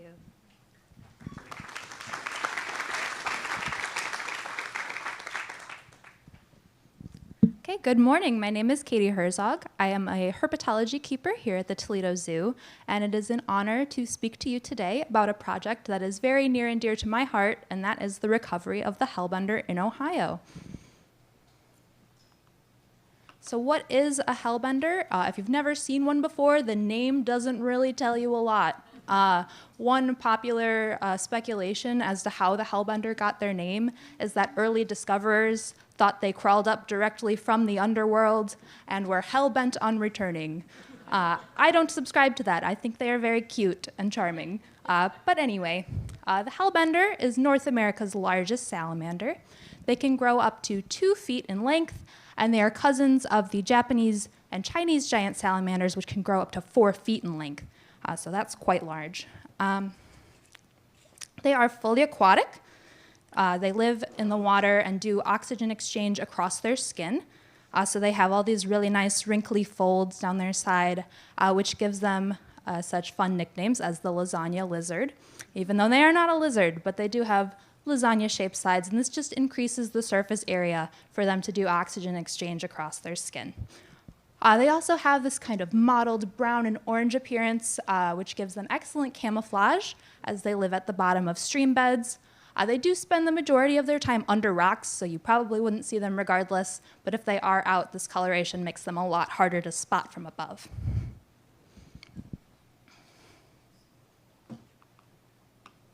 So hellbenders are naturally solitary, except for during the breeding season. As they spend most of their time under rocks, they eat things that they can find under rocks. They mostly eat crayfish. They will also eat fish and other invertebrates. They are relatively slow to reach maturity. This usually happens between 6 and 8 years. And in captivity, they've been recorded to live at least 30 years. But there is not a lot of data on this, and it is speculated that they can live much longer.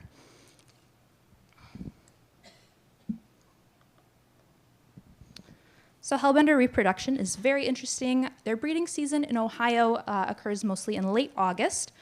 And the males put in a lot of legwork for this. So they will excavate a cavity under one of these large rocks where they like to hang out.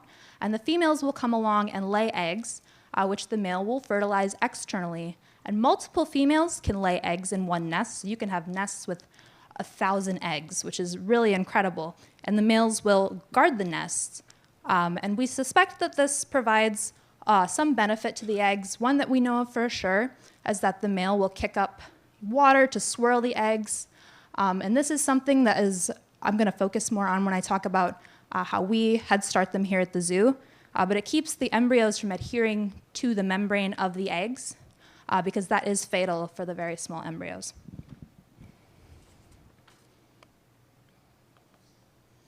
So this is a picture of some Hellbender eggs collected out in the field. They are laid together in very long chains. So you can kind of see that, and they're kind of held together by these very slimy, mucousy egg casings and membranes. And then the little yellow concentrations that you can see are the yolks, which will develop into the embryos, eventually hatch and become fully fleshed out Hellbenders.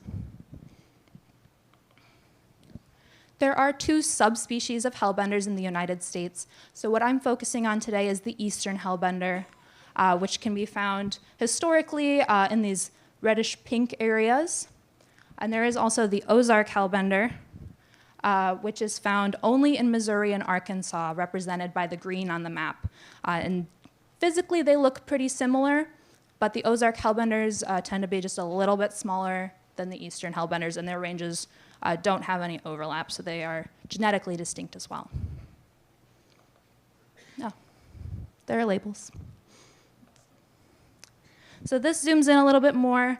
We can see their historic range in Ohio represented by the red and pink color. And then the green spots that you see are counties and watersheds that have recorded Hellbenders since the 1980s. So it's quite a bit smaller, their current range versus their historical range. So Hellbenders are state endangered in Ohio. And last December, the U.S. Fish and Wildlife Service proposed the federal listing to the endangered species list. One main cause of their decline is habitat degradation. And this can take many forms. One that we see a lot is siltation. So solids getting in the water, they settle out and they fill in spaces under these large rocks where the Hellbenders will build their nests and spend most of their lives. So it really takes away suitable nesting sites for them. We also see a lot of lack of recruitment. So in the wild, researchers find more adult Hellbenders, but they really don't find a lot of the little guys. So we're kind of exploring avenues to bolster populations of young and not just keep the adult animals in the wild populations. Hopkins et al. 2023 is a really cool paper that was published exploring causes of filial cannibalism in Hellbenders. So these are instances where the male Hellbender that is guarding the nest will consume entire clutches of eggs. So they wanted to know, why is this happening? Because that is directly taking young animals out of the populations. They're being eaten as eggs. And they found that there is more likely to be filial cannibalism in areas with low riparian forest cover, so not a lot of trees along the banks of these rivers where the Hellbenders live. So the reason why is not crystal clear to us at this point. It could be because of the increase in siltation and runoff, because you don't have the trees and the roots protecting the banks of the rivers. It could be that something about the lack of trees changes the water chemistry that is negatively impacting the animals, creating maybe a stress factor for the males. That's not clear. That's probably their next step, I would imagine. So here at the Toledo Zoo, we participate in a head starting program. We get Hellbenders in as eggs. We aim to raise them for about 3 years before releasing them in areas where they are either currently found or restored habitat that is part of their historic range. So this is a picture of our newest facility. This was finished in late 2024, thanks to a grant from the Ohio Division of Wildlife, so thank you for that. We can kind of see it's a long, narrow room, tanks on the left and tanks on the right. So the tanks on the right currently house our 2-year-old animals. They will be set to release next summer if all goes well. And we currently have 192 2-year-old animals on site.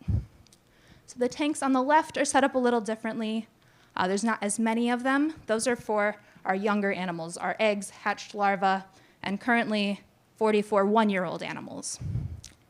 So we have 236 Hellbenders on site in this room, and that is not including the eggs that we received last month that have now almost entirely hatched, and that is 300 to 400 new larvae.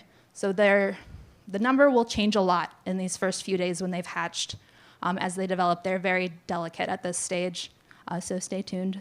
There probably won't be 400 at the end, but they do lay a lot of eggs, and we're seeing great success with the clutch that we have this year. So here is a picture.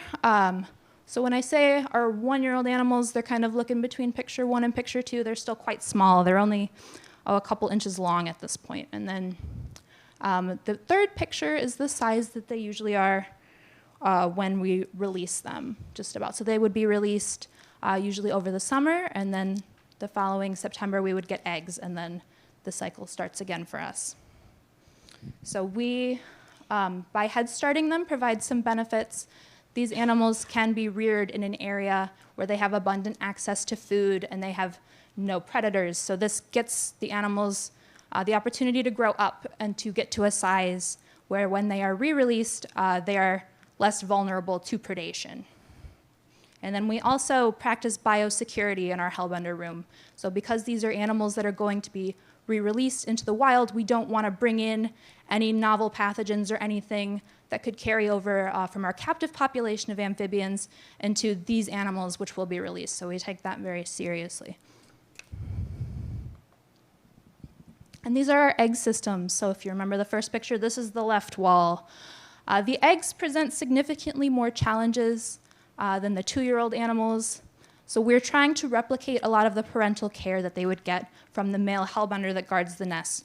So one of the main things is keeping those eggs moving to keep the embryos from adhering to the egg membrane. And we've kind of replicated this by installing what I can only describe as like a skateboard ramp type plastic half pipe. And there is an air stone at the bottom of that, which is set on a timer, and will periodically rotate the eggs so they go up and then they roll down the ramp, and this just keeps them in motion. This kind of replicates what the male Hellbender would do by kicking up the water behind him in the nest.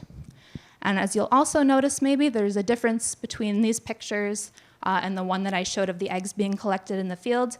These eggs are not maintained in a long chain. It's just been shown to be a little bit better for the eggs in captivity to be separated from each other individually. So we just cut the long membrane between the eggs, and the eggs themselves remain undamaged. And then we also, once they start to hatch, we will often maintain them in guppy hatchers, so like little plastic containers meant for baby fish, because they are quite delicate at this size when they still have their yolk sac. And it allows for water flow so they can get proper oxygenation, because they do have gills at this size. So they have fluffy external gills similar to what you would see in a mud puppy, but they will absorb these within the first year or two. So we only see them when they're quite little. So we have released over 500 animals that were raised at the Toledo Zoo in the last 10 years. An additional 440 of these animals have come from the Penta Career Center. So those animals are started here at the zoo. We raise them usually for a year or two before we send some down to Penta, which is a technical high school in the area. So the students have the very unique opportunity to work with this incredible species, caring for them, doing their daily maintenance, doing their water quality changes. And it's something that I would have really loved to do if I went to high school down here. Like, it sounds so awesome. So those animals have also started in our collection as well. And then before release, animals are given exams by our vet staff on grounds. They are swabbed for chytrid and any potentially pathogenic diseases, and also given pit tags, which are small microchips that sit under the skin. So in the event of recapture, that can be scanned, and we can track the animal's growth, which is really exciting. So there has been a major success within the program, and this actually just showed up in my Facebook memories today, 2 years ago. There was a male hellbender found guarding a nest of eggs, and pit tag showed that it was an animal that was collected as an egg in 2013 and released in 2016 and spent time here at the Toledo Zoo as well as the Columbus Zoo. And he was guarding eggs, and he was also in an artificial nest box, which is like a large cement structure that has been implemented in hellbender habitats around the state to provide some of the nest sites that they are losing to habitat degradation and siltation. So it really, I don't think we could have invented a more perfect success story for this animal. It spent time at 2 of the most notable head starting locations in the state, which would be us and the Columbus Zoo, and then was also found under an artificial nest box, fully utilizing the entire process. So that was very exciting. So thank you for supporting the Toledo Zoo. This allows us to continue working with what, in my unbiased opinion, is one of the most unique and captivating animals in the country. And if I could just leave you with one little piece of information, and it's not even something you have to do to help hellbenders, it's something you have to not do. So it takes no effort. Just don't stack rocks. When you're in a stream, don't stack rocks. It takes away habitat for them to live under. It could fall and crush an animal, as was the case at Great Smoky Mountains National Park last month. So all you gotta do is just not stack rocks, and you're doing a great job. Thank you.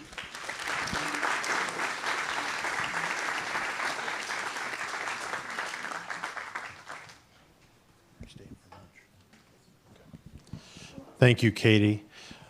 Katie, just like Matt, will be around after the presentations here and during lunch. So if you have any questions, feel free to ask. And now back by popular demand is Dr. Matt Cross. Believe it or not, the government shutdown caused some of our speakers to not be able to come today. And Matt is serving a dual role talking about, here we go, copper-bellied water snake conservation in Ohio. Thanks, Matt. Excellent. Thank you. You thought you were done with me. All right, so our next conservation program is one of our newer initiatives here at the Toledo Zoo, working with the copper-bellied water snake. For those of you who aren't familiar with the copper-bellied water snake, I'm pretty sure I have some better pictures here in a second, but to me, one of the unique things with the copper-bellied water snake is the designation. So if we look here, there's a couple of genetics papers that talk about whether or not the copper-bellied water snake is or is not a unique subspecies. But the distinct population segment where Michigan, Ohio, and Indiana is far enough off the beaten path from the main population that distinct population segment gets federal protection. So that all the snakes found in this area are federally threatened. And so if we look at these snakes, they're a very pretty snake, at least I think so anyway. Their belly is this nice orangish copper color, generally a dark dorsal surface. And if we look at these, we can just being a different color doesn't mean they're a unique species, but we definitely do see some differences between the main southern population and our copper-bellied water snakes up here in Ohio. And so this conservation project focuses on the snakes in this remaining population segment that for the last few decades has been experiencing some declines. So, oh man, this is supposed to go in, anyway. So if we look at the history, it's supposed to go in segments, but you'll have to just get bombarded all at once. So what fascinates me is if we look at Roger Conant's autobiography or his early work, he talks about in Ohio the plight of 2 water snakes, the Lake Erie water snake and the copper-bellied water snake. And if we look at the history of these snakes in Ohio, dramatically different, right? So they're both described by Roger Conant in the in almost 1930, and they were listed as threatened in around 1997, 1999. And that's when things really changed for these species. So the Lake Erie water snake habitat was protected, breeding grounds were restored, and in a short period of time, might not have felt like that for the researchers, but restored up to 12,000 snakes, and they were the 23rd animal that was removed from the U.S. Endangered Species Act. Now, most of this was due to their great PR team they had working on this snake. But if you look here for the copper-bellied water snake, During this time where Lake Erie water snake had this amazing recovery, we see surveys. We see recovery plan, continued surveys from NFI and U.S. Fish and Wildlife Service documenting a slow decline of the copperbelly water snakes in that area of Michigan, Indiana, Ohio, to the point where by around 2017, they estimated there were less than 100 individuals left in this population. And so the Fish and Wildlife Service partnered with the Toledo Zoo and decided to work on developing a captive propagation and conservation plan. So we wrote up what it would take for us internally to start breeding these snakes and what our plans would do to release them back in the wild to help recover these populations. If we look in Ohio, some of the reasons for decline, we can see here there used to be a population down here. That doesn't exist. Even in Roger Conan's book, that was bulldozed. It was a wetland it doesn't exist anymore. A lot of the reasons for these snakes decline are not unique among snakes. So loss of habitat is a big one. This population sits, again, if you remember from my turtle talk, in that Great Black Swamp, which would have been a large habitat for them. Roads can impact them, so they're having to move through their habitat and running the risk of getting hit by cars. Predators can be a big thing affecting these species. We know it is with turtles. Species like our raccoons especially, raccoons aren't the only villain in the story, but raccoons benefit from what we call mesopredator release and subsidized predators. So we've removed predators that would have eaten raccoons and kept their numbers at down to a manageable number. And then we also, they benefit greatly from our trash. So not only have we removed anything that is their checks and balances, we give them more food. So in a lot of these places, raccoons are at a much higher density, mesopredators in general are at a much higher density than they would, and so they can have an impact on our species. And then finally, one of the thoughts with the population decline up here in the northern distinct population segment is, have they got to such a low density where they can't find each other to breed and reproduce anymore? This is like we call the Ali effect. And so there are a lot of factors that are affecting these snakes.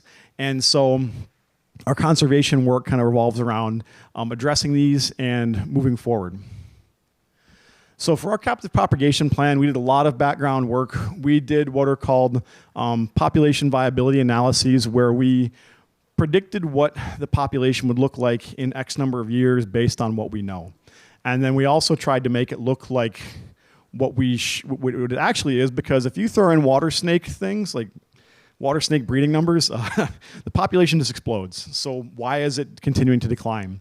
And so we did a lot of work on this, and again, low density seems to be one of the main factors contributing to this population decline. And then we also worked with a group at Eastern Michigan University to help us with the genetic side of this project and make sure that we're bringing snakes into captivity for this conservation, breeding and propagation and head starting program, that we're maximizing the genetic potential of what we bring in.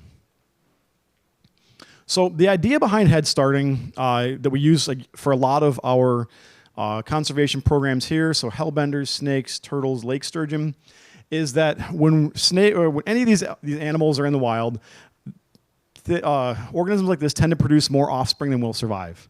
So you put a bunch of offspring out there. Once they go through the gamut of predators, all the other obstacles in the environment, you get fewer that come out than were put in. That's pretty common.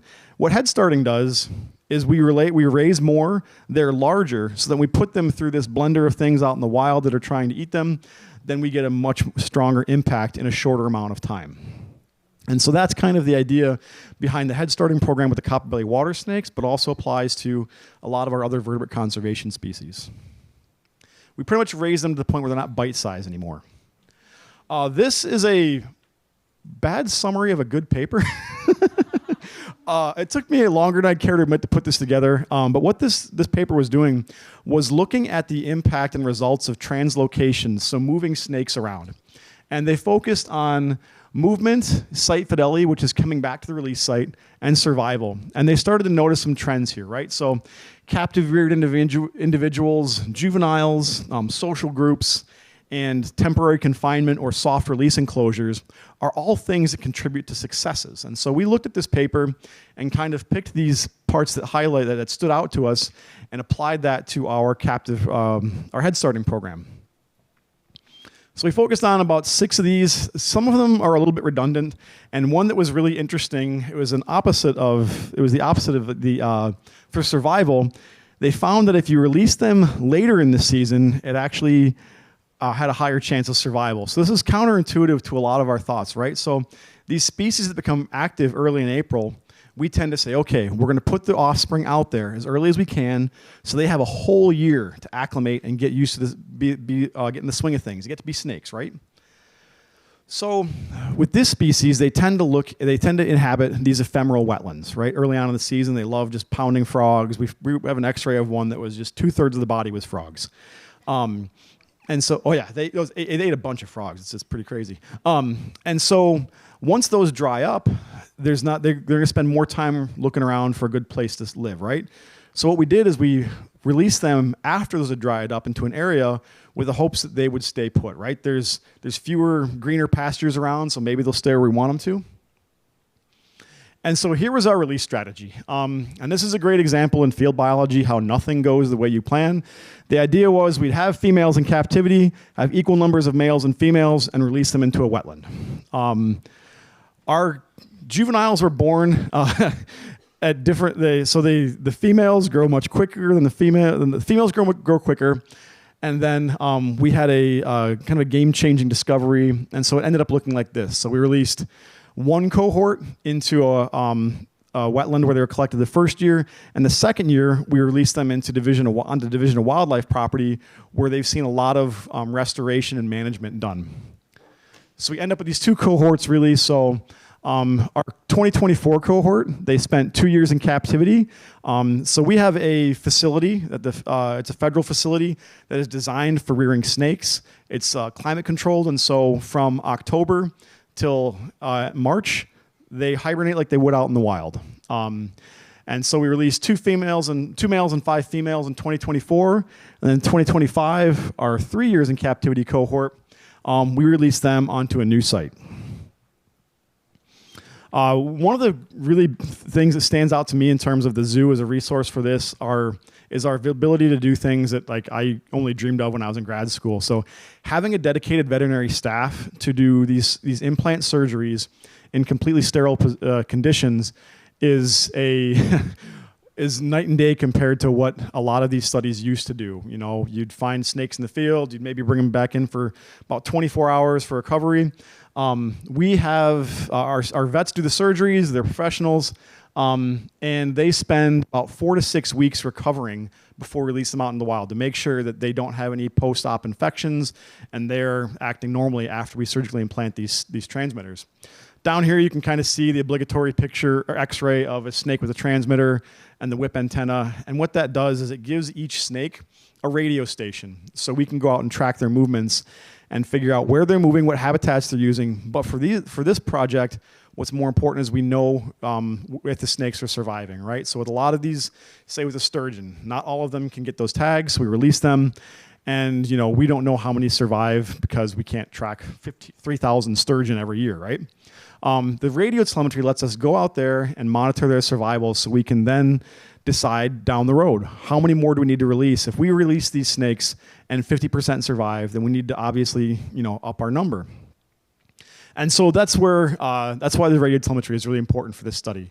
All the snakes were tested for snake fungal disease before they're released, and they went into soft release enclosures. So if you're not familiar with the terminology for these releases, we have soft release and hard release. Hard release is very similar to what we do with our lake sturgeon. Well, no, they're in the water anyway. With a lot of these conservation programs where you raise them in captivity and then you release them right away. And they tend to deal with this shock from going to a relatively pristine environment where they're getting clean water, 3 square meals a day and baths, to a wild environment where now they have predators. It's kind of a shock for them. Soft release is where you put them in an enclosure for an amount of time and let them interact with the environment, so they can suddenly go like, oh, okay, here's what lake water is, and here's how I have to chase my own living food. So we have these soft release enclosures that were put in the release areas. They were stocked with substrate and water from the wetland. We monitor them. We had data loggers in there. We checked them every day. gave them supplemental food from the wetland, although they didn't always realize it was food and made friends. But they did eventually start eating the frogs. And then we put the trail cameras out so we can kind of keep an eye on what is investigating our soft release enclosures. It gives us an idea of what predators may be in the area, but also lets us kind of keep an eye on the snakes. And so for the most part, it was deer and squirrels and occasionally technicians. So if we go back to our release strategy and look at that paper, right, where we focused on these things, we've got a lot of our check marks, right? So we've got captive reared snakes, social housing, we raise them in groups of 2 to 3. Environmental enrichment, working with our herpetology staff, we made these snake hotels for them to kind of get some vertical cruising around and thermal things. We've got the soft release environments, and then we release them later in the year. And so we've really followed this recipe when we release the snakes. So when we release the snakes in the wild, they're tracked anywhere between 2 to 4 times a week. Is that what I said? Yeah, there we go. We weigh and measure when we can. During the summer, once a jet black snake heats up, it's really hard to get hands on them again when they don't want to be caught. And then we look at habitat use, movement, and survival. What's really kind of fun here is our first release coincided with that intern program I talked about that we'll talk about on day 3. And our interns got to be part of the first release of this species back into the wild, which was pretty cool for them. So after we release the snakes, we monitor them to try to figure out what they're doing. And for the most part, they actually behaved like snakes, right? So they eat, they hide from us, they bask, they shed. So we really observe snakes doing a lot of their snaky things once we let them go, which is very encouraging because I think the biggest concern we have when we release something that has been captive reared and has never seen a predator, never seen the wild, is they're not going to know how to behave and they're just going to get eaten by things. I was really excited about this project because mostly I do spatial ecology, which is maps and movements. And so the opportunity to look at survival was really fun. But does anyone know what this line means for survival? It means all the snakes we released survived. So that's 100% survival. That doesn't usually happen in the conservation world. So from our 2024 cohort, we released seven snakes. All of them lived for the rest of the season. They overwintered, they emerged, and they all lived through hibernation. So what to me is really unique about that is if we think about reptiles and amphibians at our latitude, if they go into overwintering around October and come up in April, they literally spend half their life overwintering. And so this is a really, really challenging time for them. So the fact that our snakes survived that, usually we expect some kind of mortality associated with overwintering, is pretty amazing. And in 2025, our second cohort, all of them are still alive. There's one where the transmitter is missing on, but they're all still doing snaky things. It's absolutely incredible to see this kind of survivorship from a program like this. And I don't know how to describe what it feels like to have 100% survivorship from a study like this, but there we go. It's a pretty good feeling to see that we've had this kind of impact.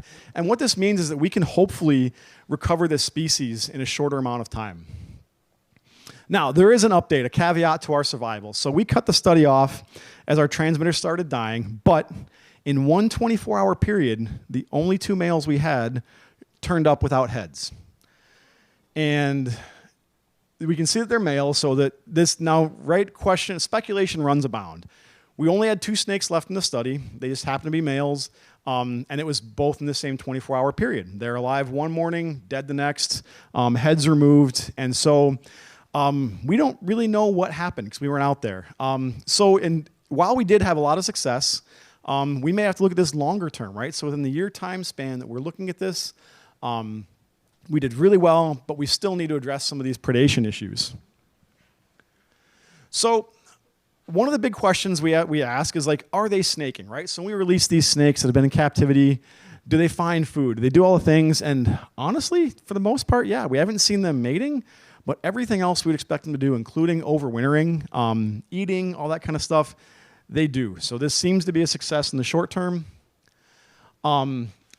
initial survival was very promising, but we really still do need to figure out this predation issue. So while raccoons are often a culprit, the fact that we had headless bodies kind of tells me that there might be something else going on here. I can't rule out the fact that it was a disgruntled person, but we do know that species like cats and otters or mustelids can tend to be a little bit goofy, and they'll kill things indiscriminately and leave carcasses. So there are still some issues to address at our sites, but that's part of our long-term goal here, is to understand the survival of these snakes. And again, if we continue to have this kind of success, we could potentially be looking at delisting the species sooner than we thought. One of the up and downsides to our method is we do lose a lot of data with the way we do this. So the transmitters are sterilized for 2 weeks, they recover for 4 to 6 weeks, and then the soft release enclosure for 2 weeks. Most academics, it's hard to lose this amount of data, right? Because data is what we live on. I think this is one of the unique things with us, and we've seen this survivorship, and I think in part it is due to the amount of effort that our veterinary staff puts into making sure that these surgeries are sterile and the snakes are fully recovered before they go back in the wild. And then we had a surprise this year. We had another clutch of snakes that was born a couple months ago, and so now we're going to see we have to raise them for 2 years in captivity. We'll be releasing them at another study site. So in 2027, we'll have yet another release, and hopefully they'll go to another area out in that distinct population segment, and we'll start to learn more about what's affecting these species and how we can have rapidly recover them if possible. So yeah, a lot of partners involved in this, again, zoo and otherwise, and for permitting and access. And yeah, so let us know if you have any questions throughout the day about copperbelly water snakes.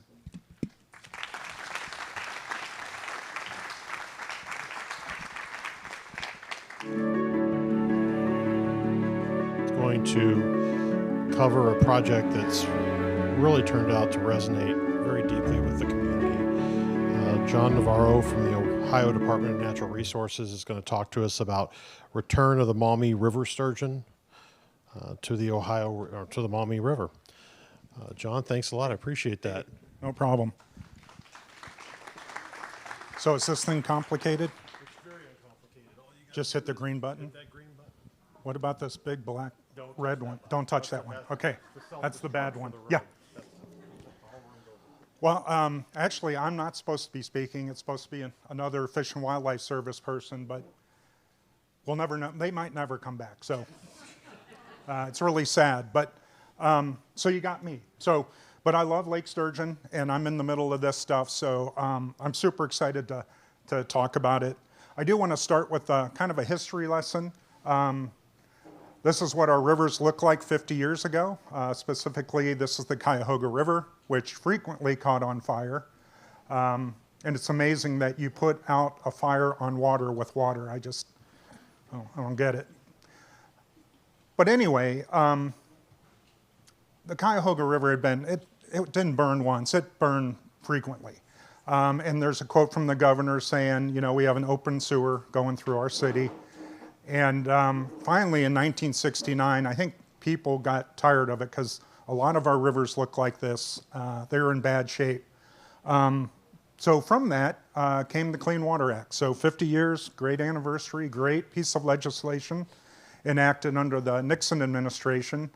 And the two big things that came out of it that were super great was regulating point source discharges. So you just couldn't dump your junk into the rivers anymore. And then the second one, and this one's the most exciting one, is the development of wastewater treatment plants to treat all of our sewage. It's amazing, in my lifetime, we didn't have wastewater treatment plants like we do today.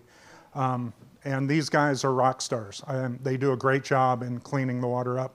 I think the miss is, I wish they would have kept going with non-point source, because as has been mentioned, I think sedimentation is probably one of our biggest pollutants right now. And that comes from non-point source. So anyway, they almost got it perfect. So anyway, because of the Clean Water Act, our rivers, even the Cuyahoga River, has cleaned up to the point of where we're talking about reestablishing Lake Sturgeon, which is an endangered fish in Ohio. Largest fish in the Great Lakes. They get as big as me, except a little slimmer. They'll grow to 100 years old, like some of the turtles and even the hellbenders. They're slow to get mature, and that's a problem when you're trying to reestablish yourself. So it takes a while for them to get old enough to reproduce, and that doesn't help you when you're trying to proliferate. So they do like to return to their spawning locations. And they do not spawn every year, so they'll have years where they don't go up to spawn. And they do like gravel and rock shoals for spawning. So historically, we had a lot of them in Lake Erie. One estimate is like 1 million of adults in Lake Erie, 19 spawning locations. But right now, we only have 2. The Detroit River and the Niagara River are the only ones that have reproducing populations. So prior to 1800, they were abundant. You can see the quote there that hundreds would go up the Maumee River above Perrysburg, and that's the late 1800s. Milt Troutman, who wrote the Bible, the fish Bible for ichthyology, the fishes of Ohio, he considered them absent in the early 1980s. And they can't fix this on their own. They need help. So a little bit of a timeline on where we are here. So they're considered a nuisance fish in the mid 1800s, and that's bad. But what even happened that was worse is they had an economic value. Some people figured out that these guys had value, which means we're going to fish the heck out of them, which we were good at doing way back when before we had regulations. But so they were really commercial fishing these for the eggs. They could get oils out of them, and then there's this. It's called isinglass. Can you explain what that is? Isinglass is from the swim bladder, and it's used as an adhesive. Okay, thank you. So anyway, that's why they wanted them, and they fished the heck out of them. The harvest was as high as 5 million pounds in the late 1800s. But as happens when you have overfishing in a species that really can't regenerate itself very quickly, we started having a population decline to the point of where the commercial fishermen actually just gave up going after them. So you can see the poundage went way down. So it was in the 2000s that we talked about reintroducing this species. So these are the historic locations where they would spawn. There was 19 of them, including the ones in Ohio. So Maumee, Sandusky, and the Cuyahoga. Those are Pennsylvania and New York tribs. So 3 of them in Ohio. But this is where we are now. We only have 2. So you have this one up at the Niagara River, and then the Detroit River also has spawning individuals. So really dropped off. So before we even talked about restoring this species, you got to have the habitat. So we looked at habitat suitability index models for adults and young of year, which are the 2 critical ones. So this is the Maumee River mapped out with a heat map, like a traffic light. And so for adults, the lower end ain't so good, but the upper end has some really good habitat to the point of where it's almost 75% of the habitat is either moderate or good. So for age 0 fish, it's kind of flipped, where the upper end isn't so great, but the lower end has good habitat for young fish to the tune of 85% of the river has suitable habitat. So the modeling said, yeah, this will work. You should go for it. So here's the plan. So the goal is to have a self-sustaining population of 1,500 adults over 25 years of stocking. So continuing to stock over that period of time. So the objectives is the habitat there. I just showed you the modeling. It said yes. All decisions for fisheries management on the Great Lakes are done through binational group. of states and provinces. So it's called the Great Lakes Fishery Commission. Each lake has its own subcommittee. So we have a Lake Erie committee. We showed them the plan, and they gave us the thumbs up. We got funding through Fish and Wildlife Service and through our organization. Toledo Zoo does have a rearing facility on the Maumee River, and I'll explain why we did that. So the idea is to do 3,000 advanced fingerlings a year, and then monitor, and then publication, education, and outreach, which I'll talk about. So that's the plan. So we have these things called streamside trailers for rearing fish, and the idea is, the theory is that fish that will migrate out to a lake and then come back into spawn have a chemical signature that they picked up when they were young, and that they might need to be imprinted with that over their early life stages. So the idea is, if you have a streamside trailer taken in local water, when you release them, they will be imprinted and they will come back at a higher success rate than if you just raised them in Wisconsin and put them out there, which we also did. So that was the study, was to do streamside and then get fish from the National Fish Hatchery in Genoa, Wisconsin, and over time see if it makes a difference. So there's trailers everywhere. This is not a red dot anymore. It should be a yellow dot, because we as in the collective, we have been doing this for a while. So there's Toledo Zoos. The zoo is very cognizant that they're in a neighborhood, so they like things not to look crappy. So they did that cool wrap on it, which I think is just awesome. And it says everything. That's a sturgeon. So I'm not sure if you're doing a tour of this, but this is just off our property on the Broadway, by the Broadway parking lot. So Fish and Wildlife Service does all the work to get us eggs for hatching. So they'll bring those in. So they brought in a batch to the Toledo Zoo and a batch to the Genoa Fish Hatchery. 1,500 is the goal for each facility to raise those advanced fingerlings. That's newly hatched fry. They still have the yolk sac. So these things will come out of the egg and have a little supply of food. And the idea, I think, in nature is give them time to find food. So this is this is what they do. So they've lost their yolk sac now. So now they're actively feeding. So they have these little trays. So you start small and work up to big. So they have these trays in the big rearing troughs. So this is what the inside of the trailer looks like.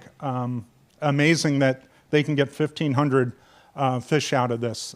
Really, they do a great job. So the idea is little small tanks, and then they'll pull those, and then they'll end up raising the advanced fingerlings in those bigger tanks.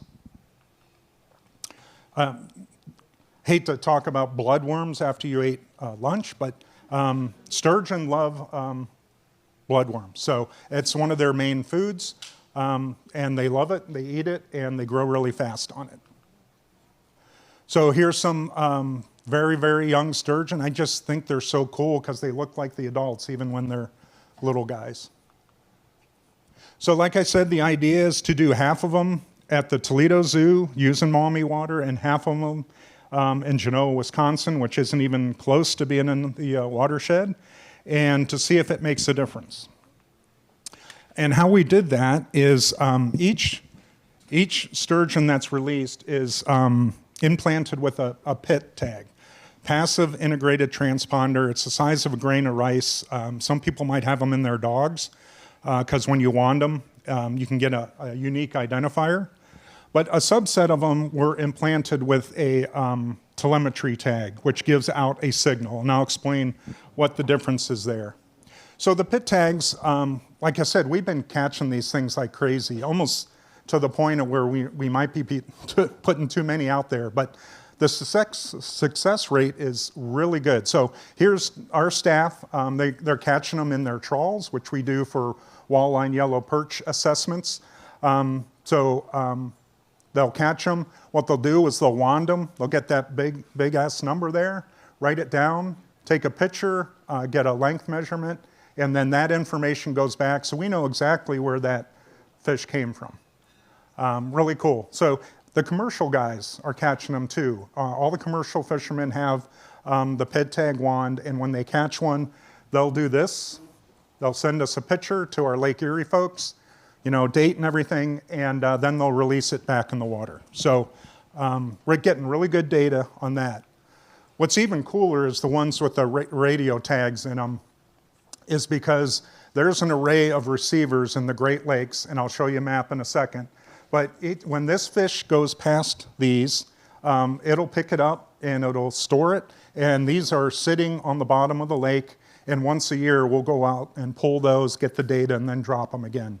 So this will really give you fine scale idea of where these fish are going. So these are where all the receivers are in the Great Lakes. It's the Great Lakes Acoustic Telemetry Observation System. It's a binational group that works on supporting the data. And you can tag anything.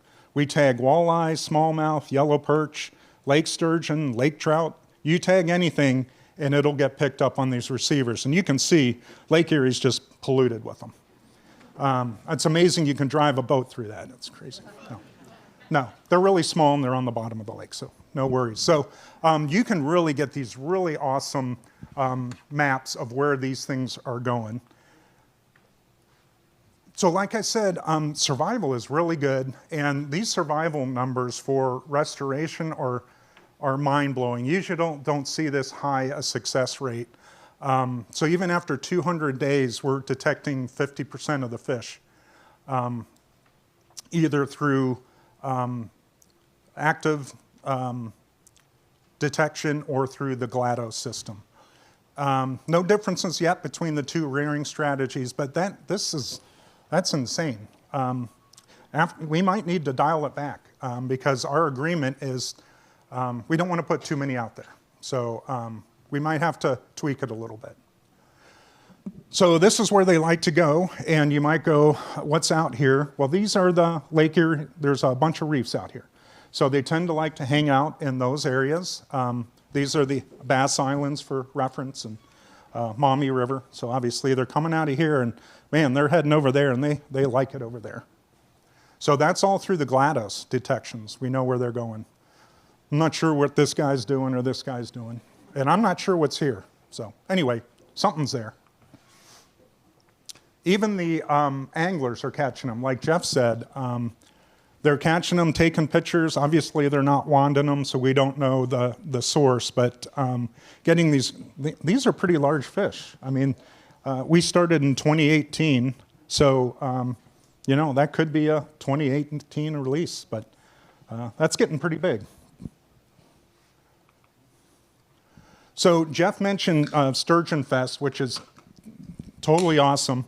The first year they did this, that's what I love about zoos. Toledo Zoo does a great job on public outreach. We couldn't do anything like this at this scale and get this kind of response. Their outreach to their zoo members and community is just crazy. So the first year was crazy, had a lot of numbers and everything. Well, here we are, a few years later, and I went this year, we just did it, and similar numbers, it hasn't dropped off. You think people go, well, I released a sturgeon, I'm done, it was fun. But they're continuing to come back. We have vendors that have educational information, food trucks, and what I love is they have a steel drum band, and they'll play Led Zeppelin, man. They're really awesome. So, and then these people are lined up to release a sturgeon. So you can sponsor one by providing money, or you can release one for free. But just insane how it just continues to keep momentum. So kids love it. I mean, they get to release their own fish. There's a lot of stuff for kids to do. That's about the size that they're releasing. You can see this kid releasing run here. It's really cute. They have sturgeon slides. So you put them on the slide and they just shoot out.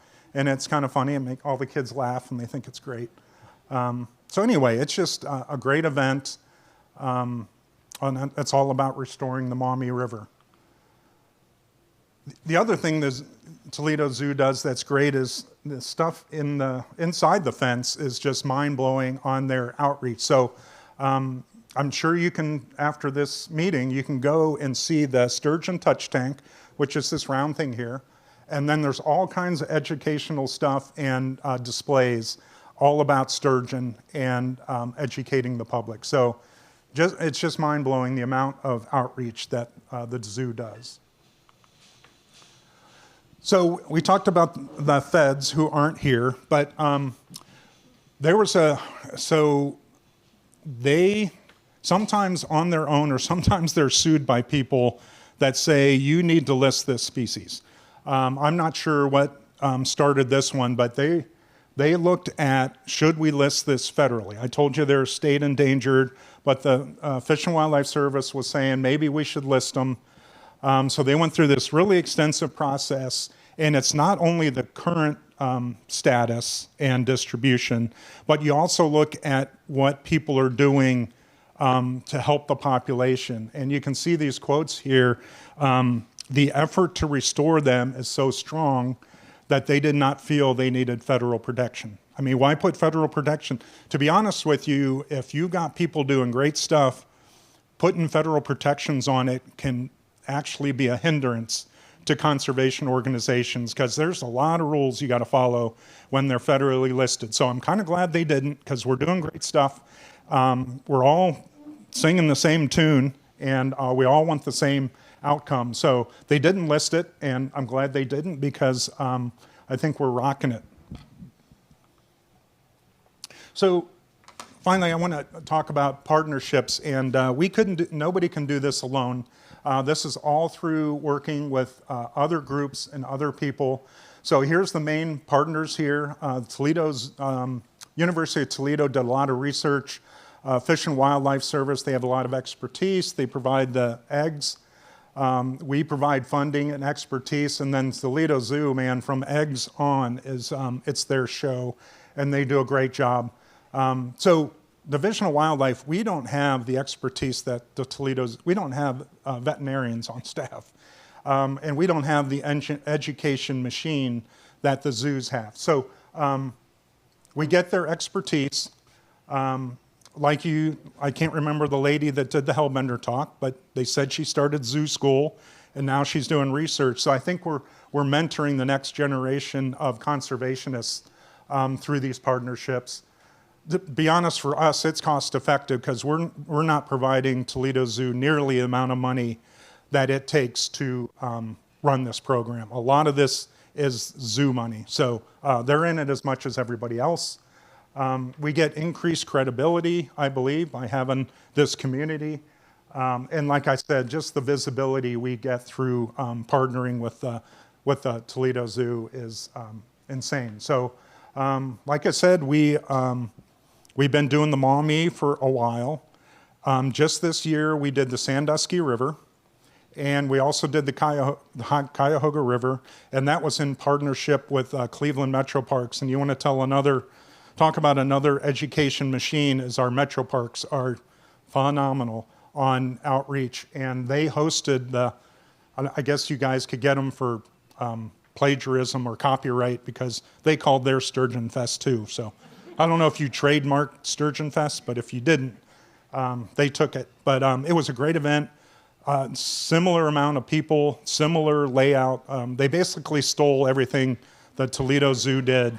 But it's fine because the Toledo Zoo did it. They did it right. So anyway, so Cuyahoga River, 50 years ago, it's on fire.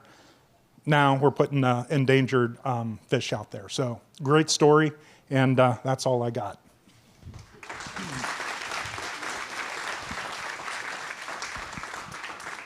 Great, John. Sure. Who stole all my proprietary information? Did you trademark Sturgeon Fest? Well, who stole it? Cleveland Metro Park. Oh, we'll take care of that. Don't you worry.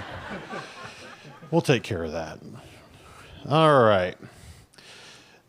Next up, we have Saving the Allegheny Woodrat in Ohio with Becky Crow of the Ohio Division of Wildlife. This is a new program for us that we're excited to be a part of, and thank you, Becky, for coming today. Make those rats sound excited. First and foremost, I just want to say thank you for the invitation to join all of you today. It's actually quite an honor. A little over 20 years ago, I was actually a student at the University of Toledo as an environmental science major, and never in my wildest dreams did I think that I would get to stand in front of all of you for the Toledo Zoo's 125th anniversary. So big things happening here in Ohio, and I'm glad that you guys are able to share in that. So I'm going to talk to you about a new project that's happening here at the Toledo Zoo with the Allegheny woodrat. But we probably should address the elephant in the room. They're just rats, right? It's probably the question that I get whenever I start to talk to anyone about this project that I get to help lead. Sure, they are rodents, but when we think about rodents, rats, more than what you're probably familiar with are the Norway rat. And I can say that the Allegheny woodrat is really probably the polar opposite. When we go through and look at the overall description of the animal, they're relatively the size of a squirrel, give or take a little bit, and weigh approximately a pound, just a little less. They have a great brownish gray coloration, and it's almost like a velveteen fur. I know I had some furs out there on the table, and a lot of you have been commenting on how soft these guys are, but wood rats, exceptional. It's almost like a velveteen fur. The unique side of it is that they have the white underside as well as the feet. And another unique feature is a fully furred tail. It's not long fur like a raccoon or a skunk. It is a very fine fur, but it is a fully furred tail. Large ears, large eyes, making them ideal for their nocturnal habits. I've even had people go as far as say they might resemble a little bit more of an ideal of a chinchilla. That's probably something that you've had the chance to maybe touch in your life. Reproductively, they're very opposite of the Norway rat. They are not prolific breeders. In fact, they're only going to breed 2, at best 3 times a year. And each of those litters are going to have 1 to 3 offspring, maybe 4 if we're lucky. Those young do develop very quickly and have, after a 35 gestation period with mom, they will spend about the next 45 days with her until they're weaned and starting to live a solitary life. So wood rats are secretive, they're shy, they're lovers of the woodlands versus the Norway rat, where we see those in our cities, on our farms, really kind of almost living very closely with humans. So considering also where do Allegheny woodrats reside?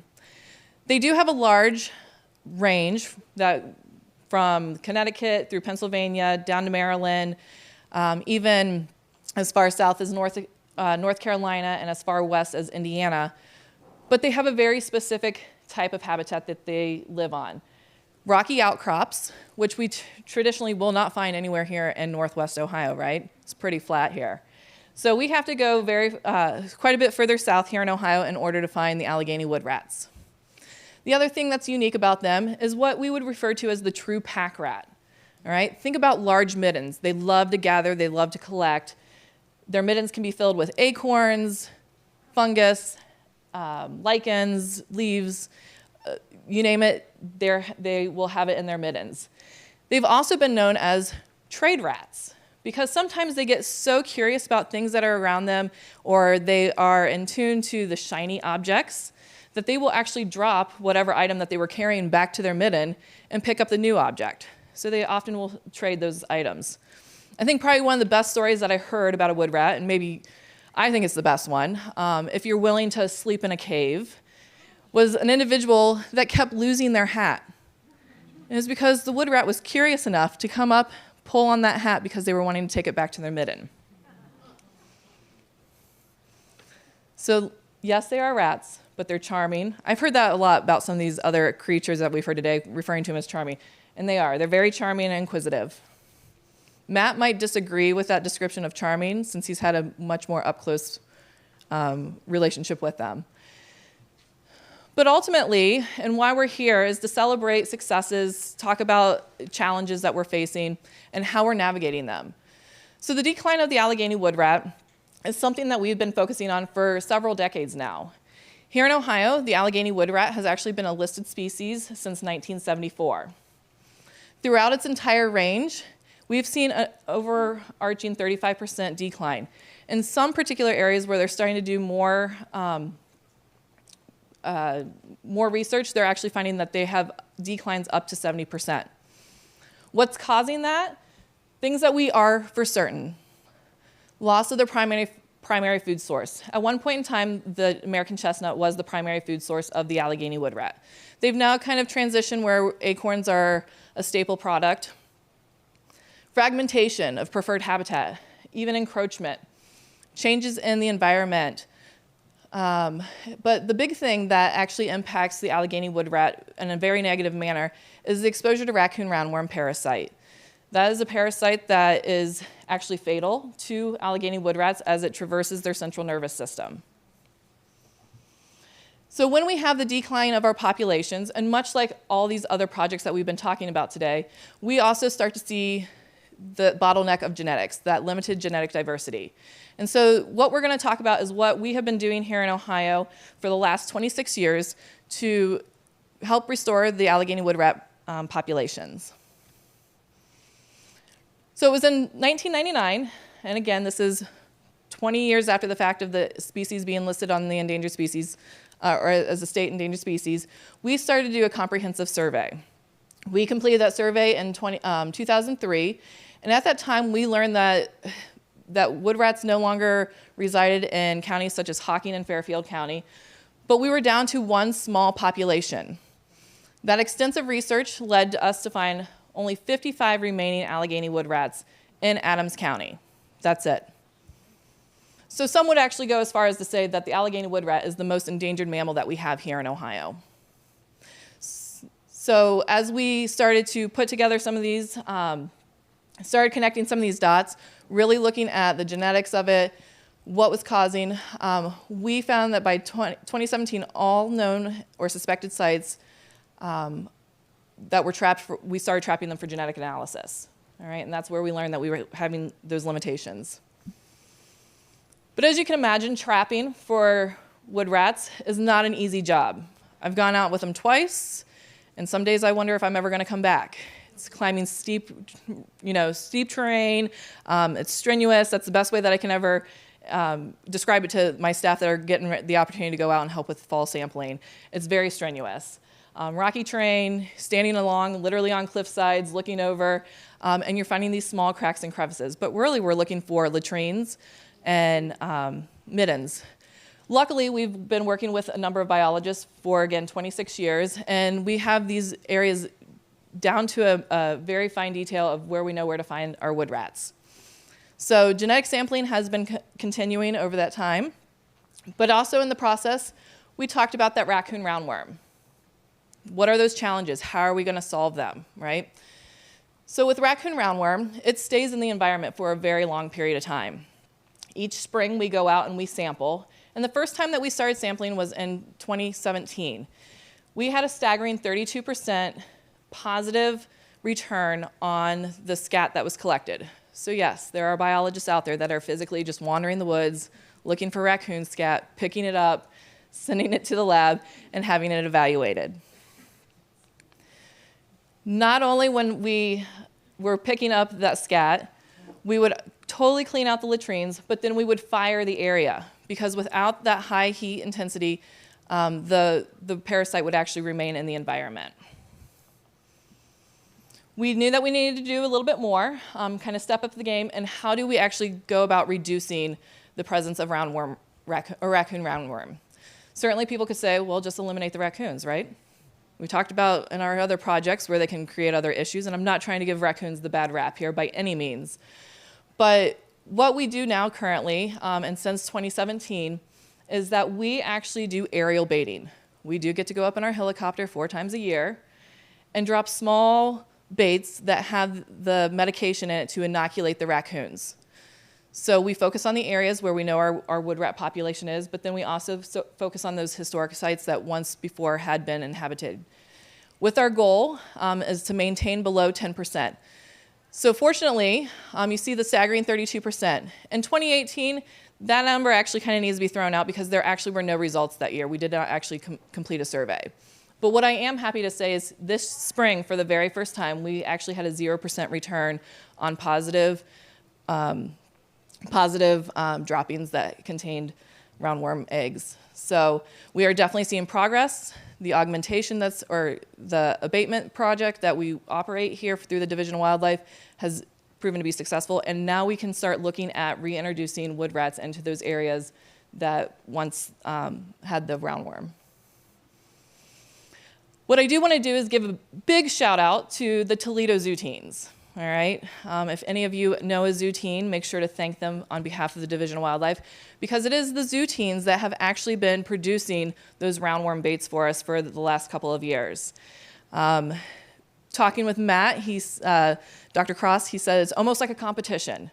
They make sure that they're symmetrical, they're 1 inch in size, who can produce the most, and so it actually sounds like something that they have an enjoyable time with. So this has been a great partnership early on with the zoo teens, just another way for us to introduce that next generation, get them excited about what's going on out there and how they're contributing. So what else is it that we're doing? And this is where the Toledo Zoo starts to kind of interact here. Genetic augmentation. We've been taking the steps to reduce the roundworm. We know that the habitat, some changes that need to happen there in the habitat, but really what needs to happen is to bolster that genetic diversity, all right? And so we've been very fortunate since 2019 to work with several different states on this project. I would actually be remiss if I didn't talk about the Allegheny Woodrat Regional Working Group. Yes, there is a regional working group that encompasses 15 states and 70 partners, such as the Toledo Zoo, the Nature Conservancy, our biologists here in Ohio, just to name a few. Since 2019, we've actually received 2 Allegheny wood rats from the state of Pennsylvania, 14 from the state of Virginia, where presumably their populations are stable compared to ours. And this summer, we actually released our first captive-reared Allegheny wood rat that came from from the Maryland Zoo in Baltimore. And so this little guy on your right, hopefully this video will play, he actually has a radio collar. So the idea also is, what are these wood rats doing once they're released? When we first started to get them into get them transferred in, they would bolt. They would just take off. One from Pennsylvania, they tracked her for over 5 miles. She eventually made her way back to where she was released and does have grandchildren. Because of those genetic sampling that we do each fall, we know that Pennsylvania wood rat has actually produced offspring that have led to grandchildren. That young wood rat from the Maryland Zoo, we tracked him for 2 weeks, did what every wood rat should do, which is great, especially having been born in captivity. Would venture about 100 feet from the area where he was released. And so that's what we've started to incorporate, the soft release enclosures, where these guys will stay out there anywhere from 7 to 14 days. But to the Toledo Zoo, that's what we're here to talk about, right? And this is where the new project comes into play.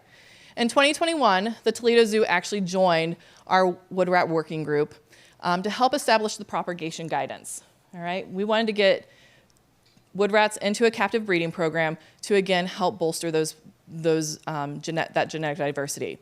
And so it was last summer that traveled to the state of Pennsylvania. I was actually on a trip with my kids, and Pennsylvania Game Commission drove up to my Airbnb and carried in 2 wood rats into my Airbnb. And we transferred them into another container in the Airbnb bathroom, because Lord knows you don't want wood rats just getting out on the streets of Pittsburgh.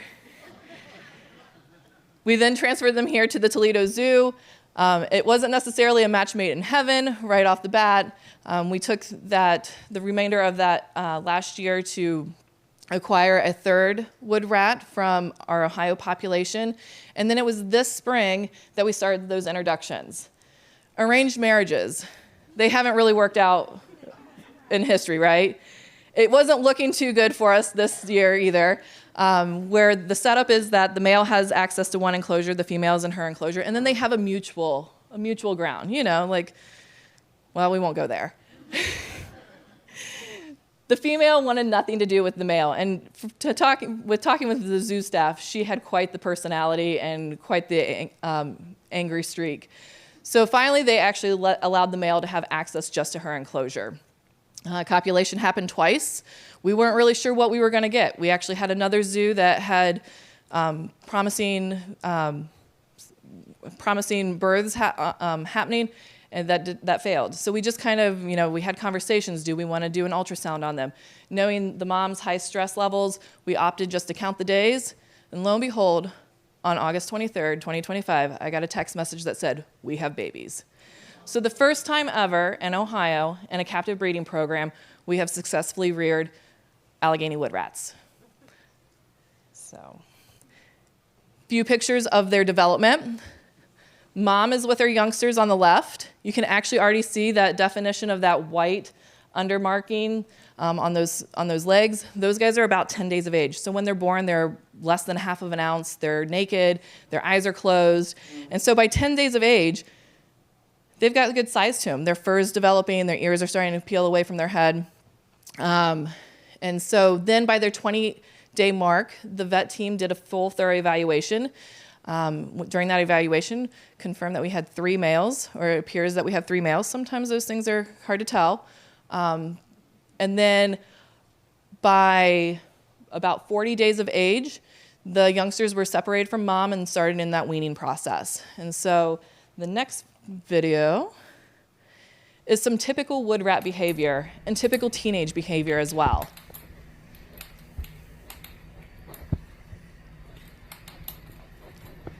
So innate behavior, it's born in them, being that solitary, having those levels of aggression, already fighting over food, trying to establish that hierarchy.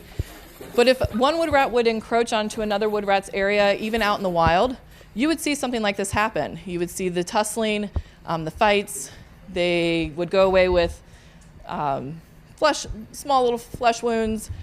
So these youngsters here, like I said, they're probably about 40 days old, give or take, when this video was taken. So what's going to happen next at this point? Well, there again, I'm happy to report that the Toledo Zoo started collaborating with the Indiana Department of Natural Resources, and yesterday they started the first steps in getting the captive bred wood rats released out into the wild. And you might be saying, why are we not releasing them in Ohio, right? That's definitely a concern. Why are we giving our wood rats away? Well, when we talk about our Allegheny Wood Rat Working Group, there are 3 states, Pennsylvania, Ohio, and Indiana. And so we kind of have this mix of who's taking what. We talk about genetics. We work with a geneticist. So those are the individuals that I have to thank to help guide us through this entire process. It's been 26 years in the making. Again, I'm very fortunate. I've only been here for 2 of those years, but I get to tell the story. I get to share the successes, and I hope that I can convince somebody that they're not just rats. So thank you.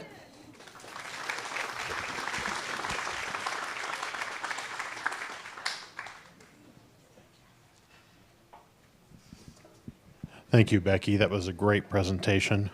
We have one last presentation here today, and then we'll start moving people over to the open house areas if they have an interest. Like I said, there'll be a QRL code here at the end that you'll be able to take a picture of with your phone and see what the plans are. Our last talk of the day is Engaging Citizens in Conservation, 12 Years of Wild Toledo Success by Dr. Ryan Walsh.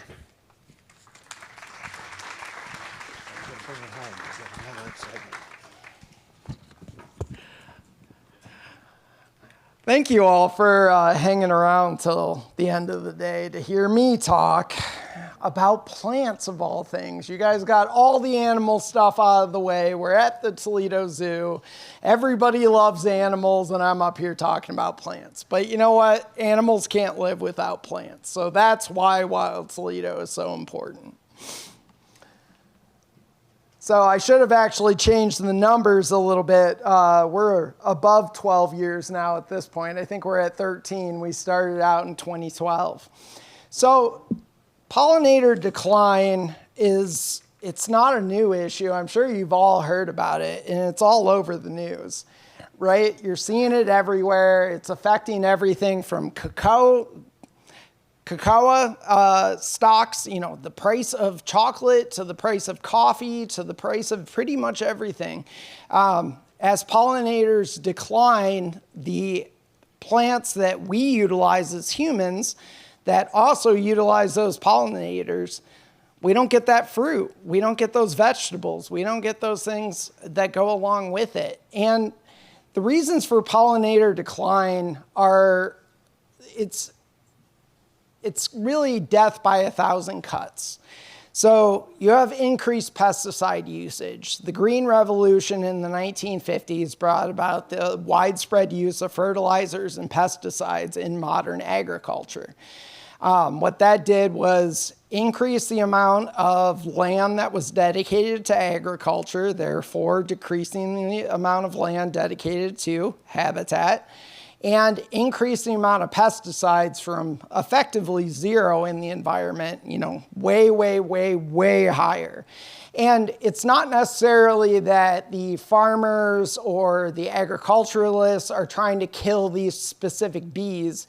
It's a byproduct of it. Maybe you're trying to kill aphids in your field, but then there's bees in your field, so when you spray for aphids, you spray for those bees too. And even if the particular treatment that they receive doesn't kill the bee, what winds up happening, and this is cutting edge research. I just heard about a paper just the other day about this. So when a bumblebee is exposed to imidacloprid, which is a very commonly used pesticide nowadays, it doesn't necessarily kill it, but what it does is actually reduces its fecundity, so the amount of offspring it can have, by upwards of 90%. So if you were just doing a study on, do these bees exist? Well, yes, that bee colony exists, but it's not a stable bee colony. It's not sustainable because it's not reproducing at the rate that it's supposed to be reproducing at. Of course, then climate change has also brought about all sorts of fungal diseases that we had never seen before, as well as parasites that, they were never a problem up north in the past. So you add those things all together, and the fact that, we have honeybees that travel the whole country. Well, they're picking up those parasites and those fungi all across the country and taking it to every farm across the country. And they interact with the local bee population. And what happens is you have pollinator decline across the board, and lack of habitat is really one of the biggest causes of this. Think about it. If I took away 90% of your houses, do you think you would all make it for the next 20 years? Probably not. If you took away 90% of the amount of food crops that we could grow, well, our population is going to decline pretty radically. And that's exactly what's happening to insects. And it's really across the range. It's across the globe, really. This is not just a United States problem. This is a global problem.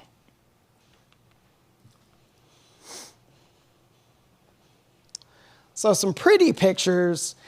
Restoring habitat really starts at the bottom of the food chain. So the first part of the food chain is the plants. Whether you're dealing with something like the Allegheny woodrat that's not eating plants, or not necessarily eating plants, maybe they're eating seeds, or you're dealing with a lion that's eating, is a carnivore, the food chain, that food web all goes back to plants. So if you don't have that habitat, if you don't have the plants, you don't have any animals.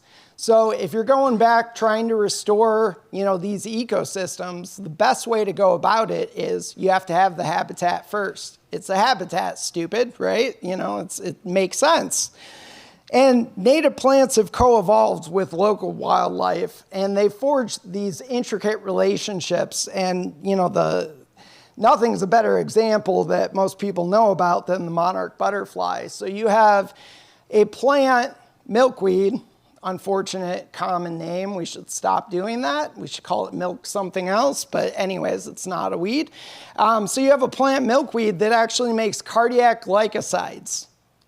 And some milkweed species actually make enough that if you were to drink the sap, you'd be dead, 15 minutes, something like that, of a heart attack. That's why it's a cardiac glycoside. Well, monarchs have actually evolved to be able to digest that. They're able to eat it, nothing else is, and they're actually able to store it in their adult tissues, makes them taste really bad. And when birds come by to eat them, they take a taste. A dumb bird will take a taste of one and then decide, I'm never trying that again. We've all had food like that, and that's what monarchs have evolved to do. And that's not saying it's a one-way street. Things are never a one-way street in nature. So plants have also evolved to use animals. Plants need those pollinators, as we discussed. But they also use them for fertilizer. There's lots and lots of examples of insects or even mammals providing fertilizer for plants, and plants not being able to survive without that fertilizer input that came from those animals. So it's kind of a big interconnected web, hence why it's called the food web. So these relationships take time to build. You know, caterpillars can't just eat any plant. They must specialize. And even when we start looking at, and that's a great response, crowd. I really appreciate it. Last time I showed this at a presentation, everyone went, ew, and I was like, that was not the point of that slide. It's cool.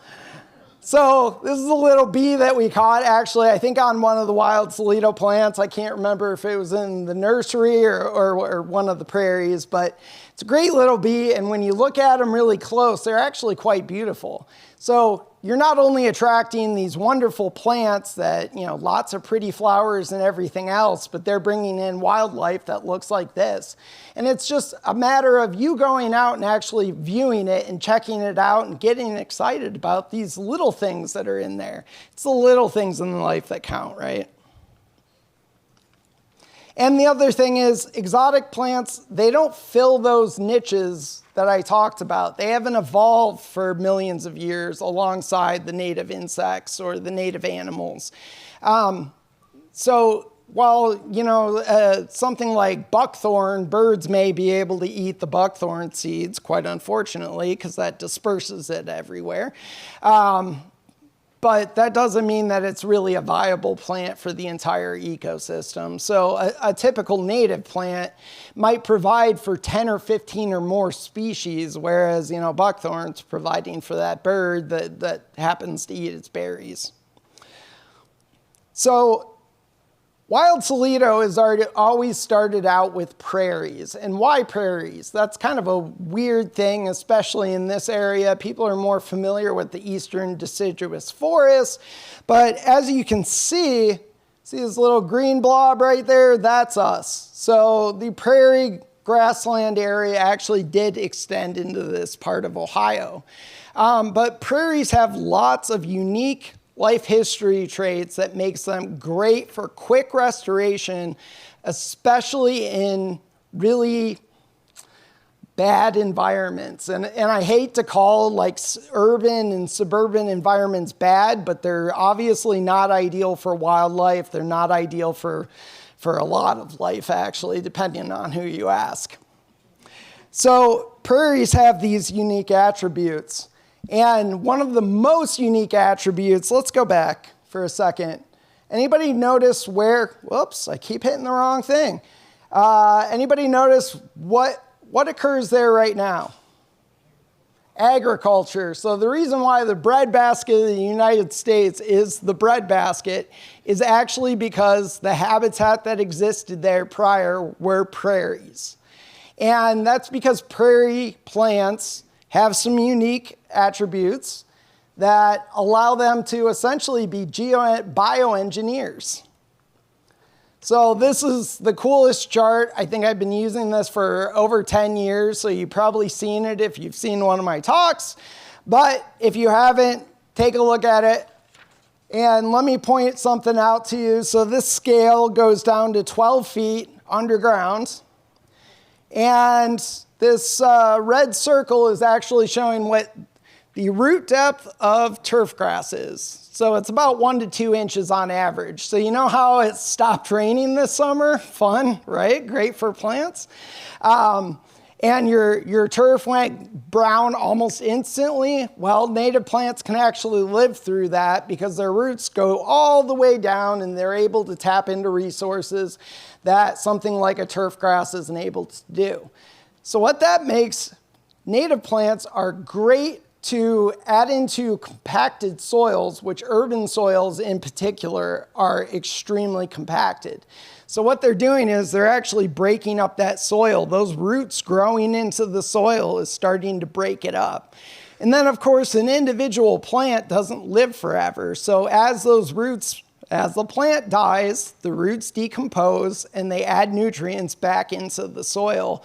And they add essentially ground up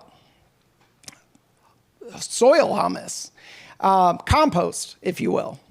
And once again, that's why the Midwest is the breadbasket of the world, is because you have thousands and thousands of years of these plants growing there, adding nutrients into the soil and recycling nutrients from deep down where only otherwise trees would be able to access them.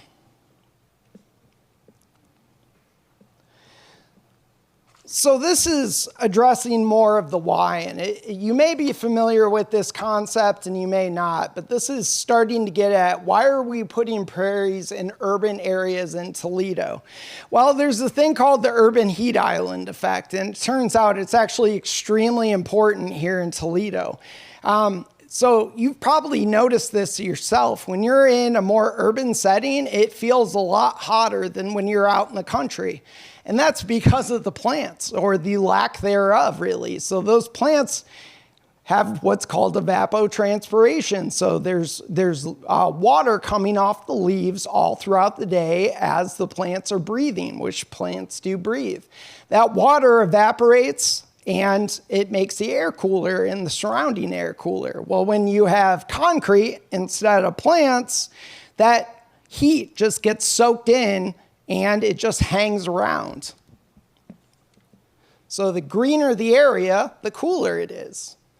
And when NASA did a study, and I laugh, but it's actually really sad. So this is a heat map. The redder it is, the worse the heat island effect is. So the Toledo metropolitan area was actually one of the worst urban heat island locations in all of the United States. And you can see, I mean, we're in South Toledo. It's not too great here, and urban Toledo is pretty terrible.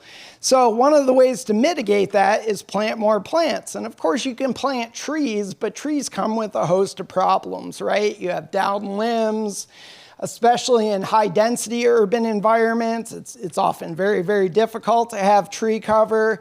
So that's, and sometimes you just don't have enough room, and that's where prairie plants can come in. They're not going to necessarily have as much biomass as a tree, but it's doing something, and it's also helping pollinators at the same time. So when we go to start a prairie, and we've been doing this since 2012. This is actually a picture of one of the original prairie installation sites. In urban settings, this is pretty much what we start out with. And we actually like starting out with this. This is highly disturbed, grassy soil that's been mowed every single week before now. So lots of resources going in, not only time, money, effort, things like that, but of course all the gasoline and everything else that was burned in order to maintain this. And we start out with something like this, and the first thought would be you're going to till it up and then, re-till it up and do everything else, but that's actually not how we go about it. And there's a really good reason why. So if you're doing this out in the oak openings or an area that is less highly impacted, you don't necessarily have as bad of an invasive seed bank as you do with urban soils.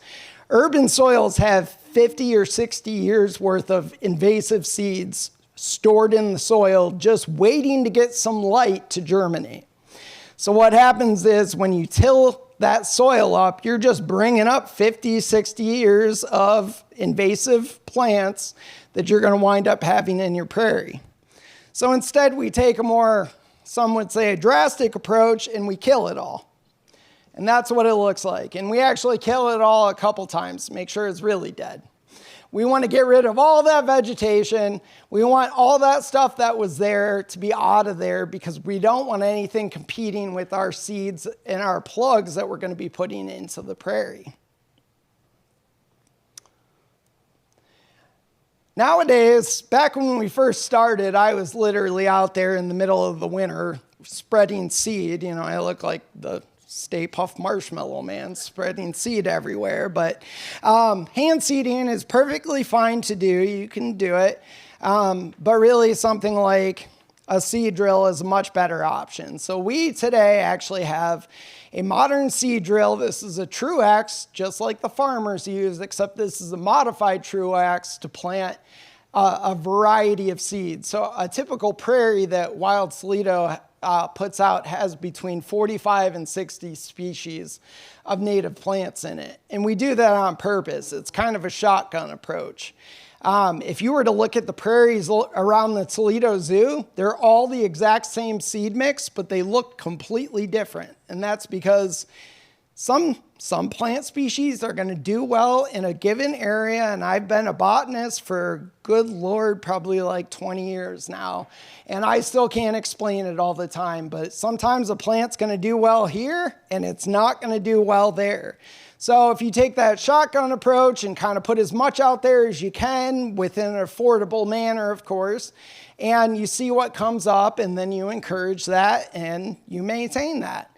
But even when you're talking about really micro scales like the Toledo Zoo itself, you have different looking areas and different plants like different types of habitat. So this is actually a school. And that's something several speakers have touched on, the Project Prairie program, and that's something that Wild Toledo works very closely with. But we now have prairies at over 60 schools around Northwest Ohio and Southeast Michigan. Now this is what a first-year prairie looks like, our prairie installation, and this is where the trouble comes from.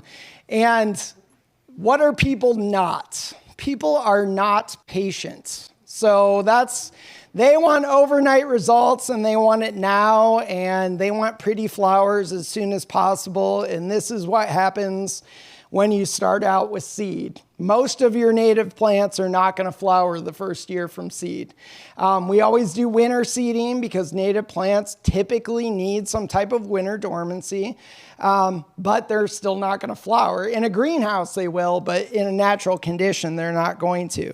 So this is what we call the establishment phase, and this is the phase where we have customers calling us every week asking when their flowers are going to start, threatening to get rid of the prairie, even though we have so many disclaimers about this is what your prairie is going to look like the first year.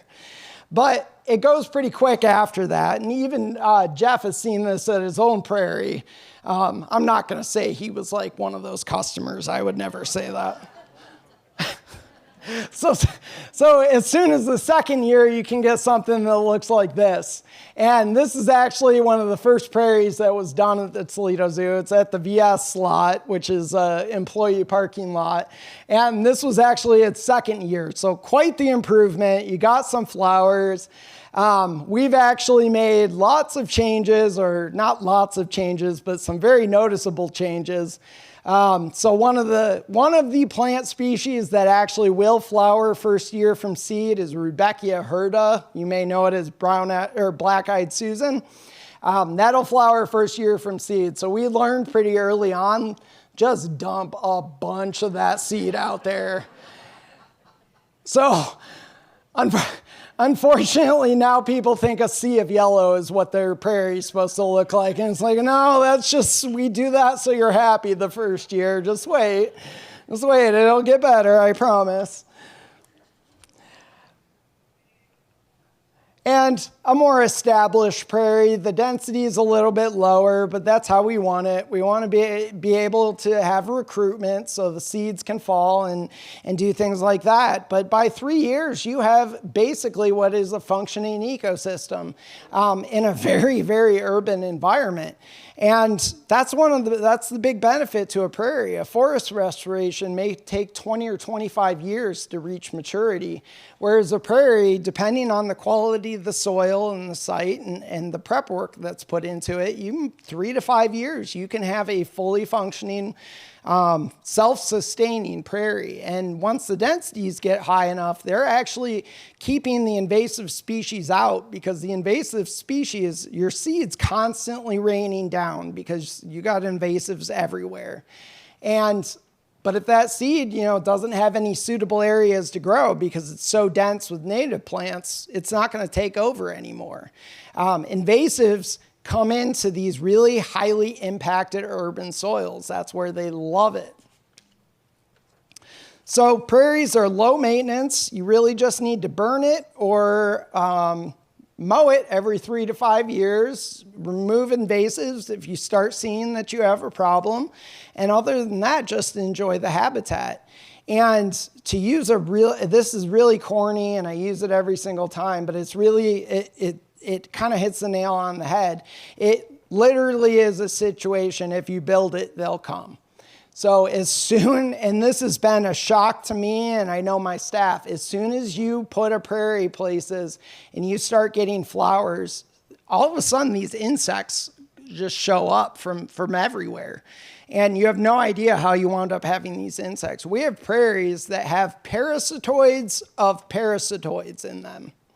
So that means that there's a parasitoid wasp, but then there's another wasp that is a parasitoid on that wasp. So just super, super complex food chains. And this can be in as small as a 0.1 acre prairie. It doesn't need to be anything huge. So just another picture. This is what a lot of employees look at as they're walking into work in June, July. A prairie in full bloom. This is part of that VS complex. That was one of the first ones we put in. And hopefully we can get them to play this video. But Wild Toledo, just the prairie installations alone have grown substantially since 2012. And if we can hit play, it kind of looks like a virus map, but it's good, I promise. It's prairies spreading all across Northwest Ohio. So every single one of those dots is a different prairie. That only goes up to 2023, so as this prairie count of 82, we're actually at about 140 now.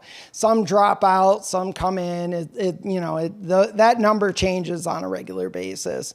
But hundreds of prairies, and over about 60 of those prairies are actually considered Project Prairie, or were part of Project Prairie, or are just at schools, middle schools, things like that around Northwest Ohio.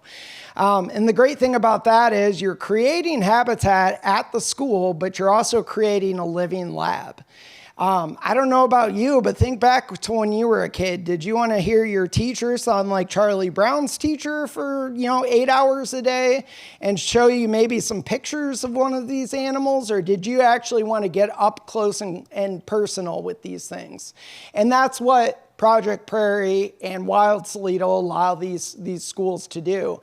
And the education department is fantastic resource. They come in, they teach the teachers, they teach lesson plans to the kids, they do monarch workshops and all sorts of things that helps them learn how to use the prairie more effectively.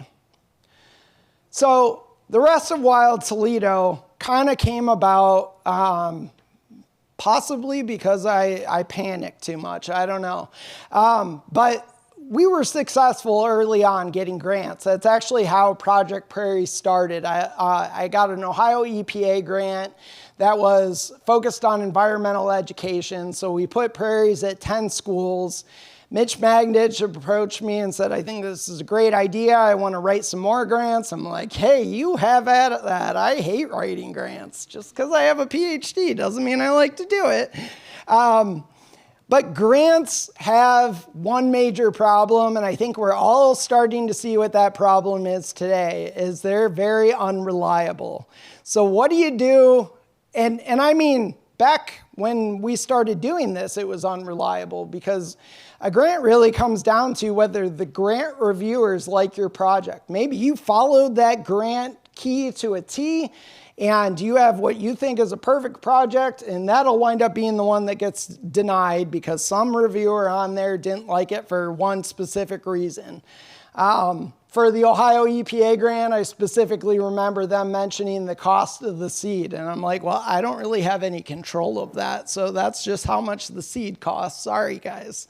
So one person voted no on that grant because of the cost of the seed, but that's just the cost of doing business, so to speak. But grants are highly unreliable, and now today, that's an understatement to say the least. So how do you run a program sustainably? And really, conservation programs, first and foremost, we're preaching sustainability, right? We should be sustainable with the program itself. You don't want something to be short-lived and then peter out, and then that species or that habitat that you just restored is back in the same condition 10 years later. You want to have staying factor, and you want to be able to continue to grow as time allows. So grants just seem like a very unappealing way to go about it to me. And my background is as a botanist. That's always been my interest. Plants have always been my interest. So I came up with the idea of let's mix capitalism and conservation together and make something like Wild Toledo. So, whoops. So what Wild Toledo is now today is a state licensed nursery, and all that means is that we're inspected by the Ohio Department of Agriculture, just like any other legal nursery in the state of Ohio. Wink, wink, lots of non-legal nurseries in the state of Ohio. Irks me a little bit because the fee is really not that high. Anyway, so the state of Ohio, somebody from the ODA comes in, inspects our plants, makes sure they don't have diseases or anything else, and certifies that our plants are able to be sold in the state of Ohio. They're not going to spread invasive species or diseases or anything else like that. It's a peace of mind for all of you who are buying plants. But what happened was we had a lot of people that you can make a pretty small prairie, about 0.1 acre is about as small as we like to get.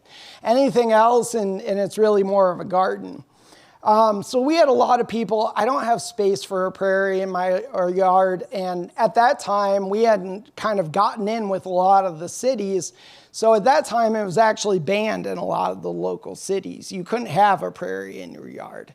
So how do I attract pollinators? How do I provide habitat if I don't have any of, I don't have the space or I can't legally do it at the time? We've gotten those laws changed since then, thankfully. So you can have a prairie in Toledo in your backyard nowadays if you'd like. And you can even have it in Perrysburg now. So we've made quite a bit of advancement.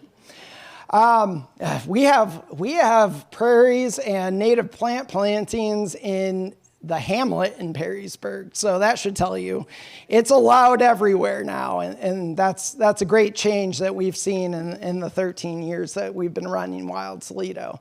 But so we had people asking where they could buy plants. And quite frankly, the nursery industry missed the ball on this one big time, because even today, you go to a mainstream nursery and you're only going to find maybe a handful of native plants for sale. And 9 times out of 10, there's some wacky cultivar that looks nothing like what the species looks like.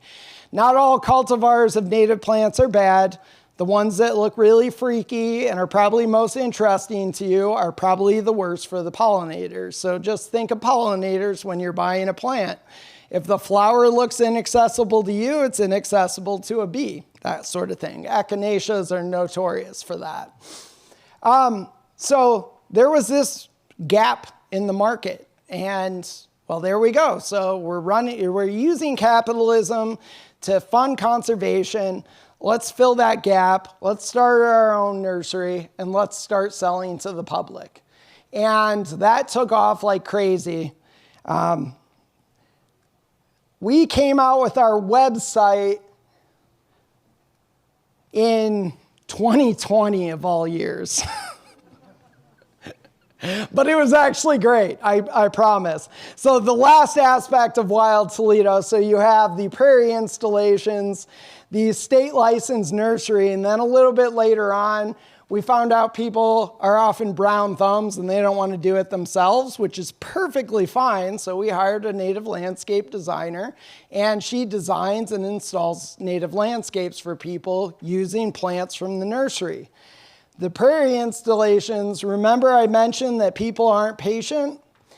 One of the other things that we wound up doing was growing plugs in the nursery. We put in the plugs that are head started will actually flower the first year. So that's another way to get flowers. So it's very much not like doing a wildland restoration. That's where I came from, was doing restorations out in the oak openings kind of thing. It's doing restoration, but having a human twist to it, a very, very difficult human twist sometimes. So we came out with this website, and it's a great website. It's very, very popular. It takes all the guesswork out of your native plants. You put in your soil type, how wet it is, how dry it is, what colors you want, what height you want, and everything else, and it spits out the plant that you should buy from us. And then you can buy it right here online and pick it up on the weekend during the summer from Wild Toledo's greenhouse, which will be open after this. During COVID, nurseries were allowed to stay open. State licensed nurseries were allowed to stay open. So we had a bumper crop year that year. We actually grew 6,000% that year because nobody had anything to do. They were sitting at home in their backyard, and yet they wanted something to make it look pretty, and here you go. We were the first nursery to actually start delivering native plants to people. So we had a native plant delivery service going on for a while there during COVID. No contact and everything else like that, but people really enjoy being able to buy plants from their pajamas on their couch. I can tell you that. And this is what our nursery originally looked like. This is what you would be visiting today if you stop by. This is now strictly our retail nursery. We grew about 13,000 plants in this retail nursery, and frankly, we just ran out of space. We needed more room to grow because we were selling out of those 13,000 plants. Especially when you start doing landscaping, a typical landscape might use 200 plants or more that goes out into the habitat. So this is a cool time lapse that Corey, our videographer, actually did. I don't know his title, so I apologize, Corey. I probably butchered that. But if you could hit play, this is what the Wild Toledo nursery looks like in the spring.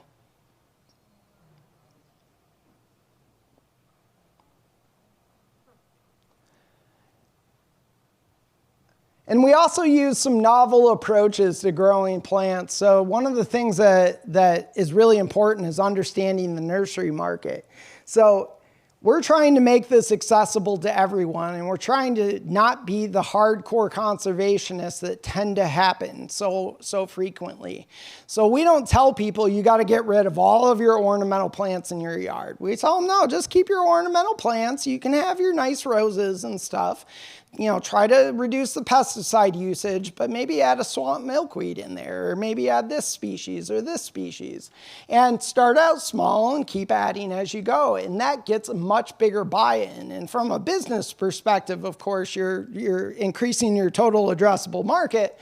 But from a conservation perspective, you're getting more plants out into the community. And that's kind of the greatest part about this business. The better it does, the more mission it succeeds with. Some people shopping, and that's kind of what it looks like during the spring.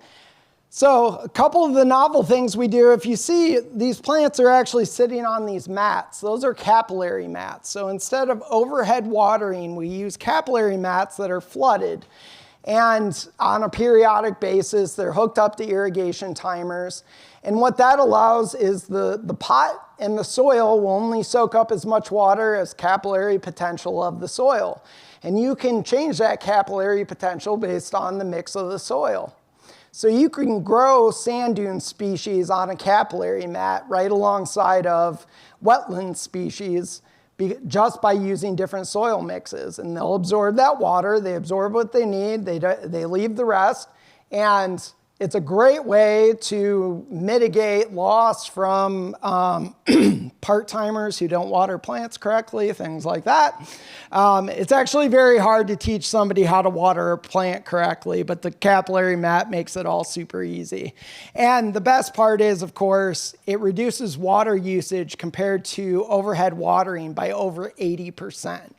This is something when we started doing this, probably 8 years ago, it was cutting edge. Now pretty much all the nurseries out west use that because the water is so scarce out there and expensive as well. And of course, I had to show a customer with their trunk full of native plants, and that's a typical customer we get. Usually we get somebody that comes by, buys a couple plants, and they catch the bug, and then 2 weeks later they're buying a trunk full of plants, and that's kind of how it goes. And that's why we had to expand, and we wound up expanding down to BG, and now our capacity is actually 9 times what it was when it was just at the retail greenhouse here in Toledo. So for landscapes, we take a more manicured approach. So not everybody likes the wild look, especially in their backyard. So, typically our landscapes are more cottage garden-y, but we can do them in pretty much any style possible. So the landscapes are fairly simple. We start with an area wherever they'd like a landscape. By this point, the design has already been agreed upon, usually over the winter between our designer and the species list has been picked and everything else. We prep the soil just like a prairie installation would do. We plant the plants. These all came from the Wild Toledo Nursery. We, of course, now use other nurseries because at this point, we just can't grow enough stock for everything. We're going to be to a point where we can, but landscaping has taken off so much, we have to buy some stock, which proves difficult at times. So that's what it looked like the day it was planted. This is what it looked like the next spring, early summer. They grow quick, especially in a landscape setting. Remember, these plants are adapted to this environment. So if you kind of baby them a little bit in your yard, they love it. And they just take off almost like weeds, except that doesn't look very weedy. It's very flowery. So this has proven extremely popular and people really love it. Our landscape customers love it. And we come out and we take care of their landscape and, we'll do pruning and hedging and all that stuff and mulching and do all that for them. And what that serves to do is to attract more people and more interest into growing native plants in their yard. And, I've said this 100 times and I've talked to people today and mentioned it. Just planting one milkweed in your yard, the amount of stories we've gotten from customers who said, I put a milkweed on my balcony and I had monarchs laying eggs on that one milkweed on an apartment balcony in 1 year. Really, even starting out with one plant really starts making that change. And Jake mentioned, I can't remember the number of species, that the plants that we grow, so we grow over 500 species of native plants, and those support hundreds, if not thousands, of native insect species. And you combine those with trees, which we're starting to grow more and more trees, and you're creating a backyard habitat when you're putting a Wild Toledo garden in there, or just doing a garden for yourself. So we've been going since 2012. We've expanded substantially. We're able to be at least revenue neutral, if not make a profit some years. And all those dollars, all of our customers' dollars, they feel good spending it because they know exactly where it's going. It's going right back into conservation. It's going right back to the Toledo Zoo. And it's really the Toledo Zoo that has allowed us to do this. We came in we were in the right place at the right time and did the right things and had the right investments from the Toledo Zoo. Because the nursery industry is not a cheap industry to get into. You have to build greenhouses, you have to have tractors, you have to have Truax seed drills. That all costs lots of money.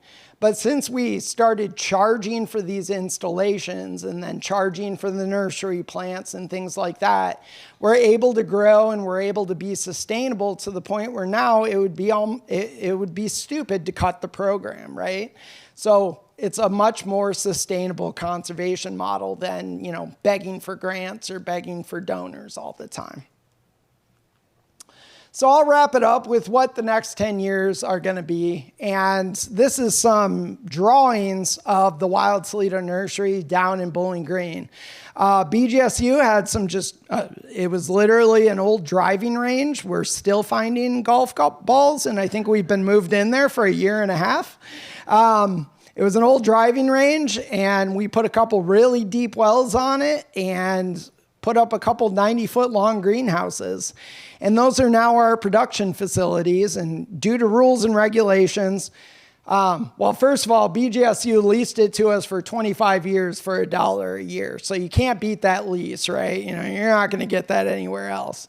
But it leaves us lots of room to expand. We constructed the first 2 greenhouses, finished them over the last winter, so that was fun. Hence why there's snow on the ground. That was the day we put the plastic up. Only problem with the site that I can say is if you've been to Bowling Green, it is a windy, windy city. And putting plastic on a greenhouse when it's windy, I can tell you that plastic will pick you up.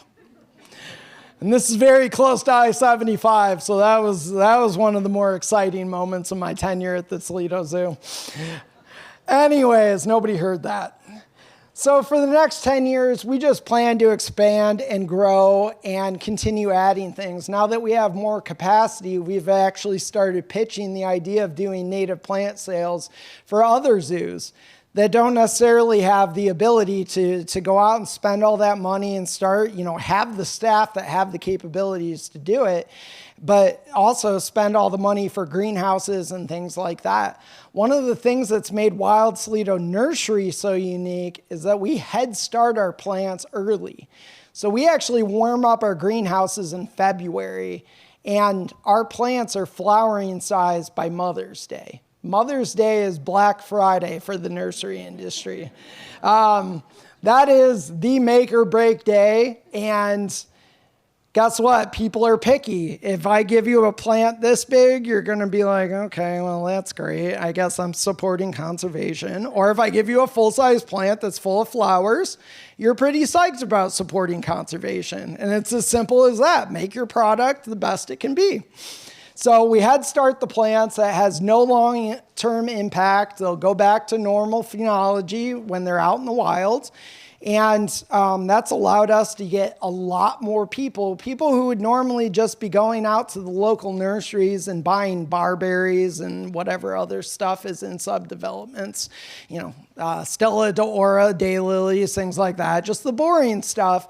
Instead, they're coming to the Wild Toledo Nursery and they're buying plants that not only help the environment, but they look good as well in their gardens. So for the next 10 years, we're just planning on growing more, growing into the capacity that we've now built, and really just getting more and more habitat out into the community. So with that, thank you. It's been a great day today. You were a great audience. Thank you very much, and have a great day. Jake and I will be at the Wild Toledo greenhouses if you have any questions.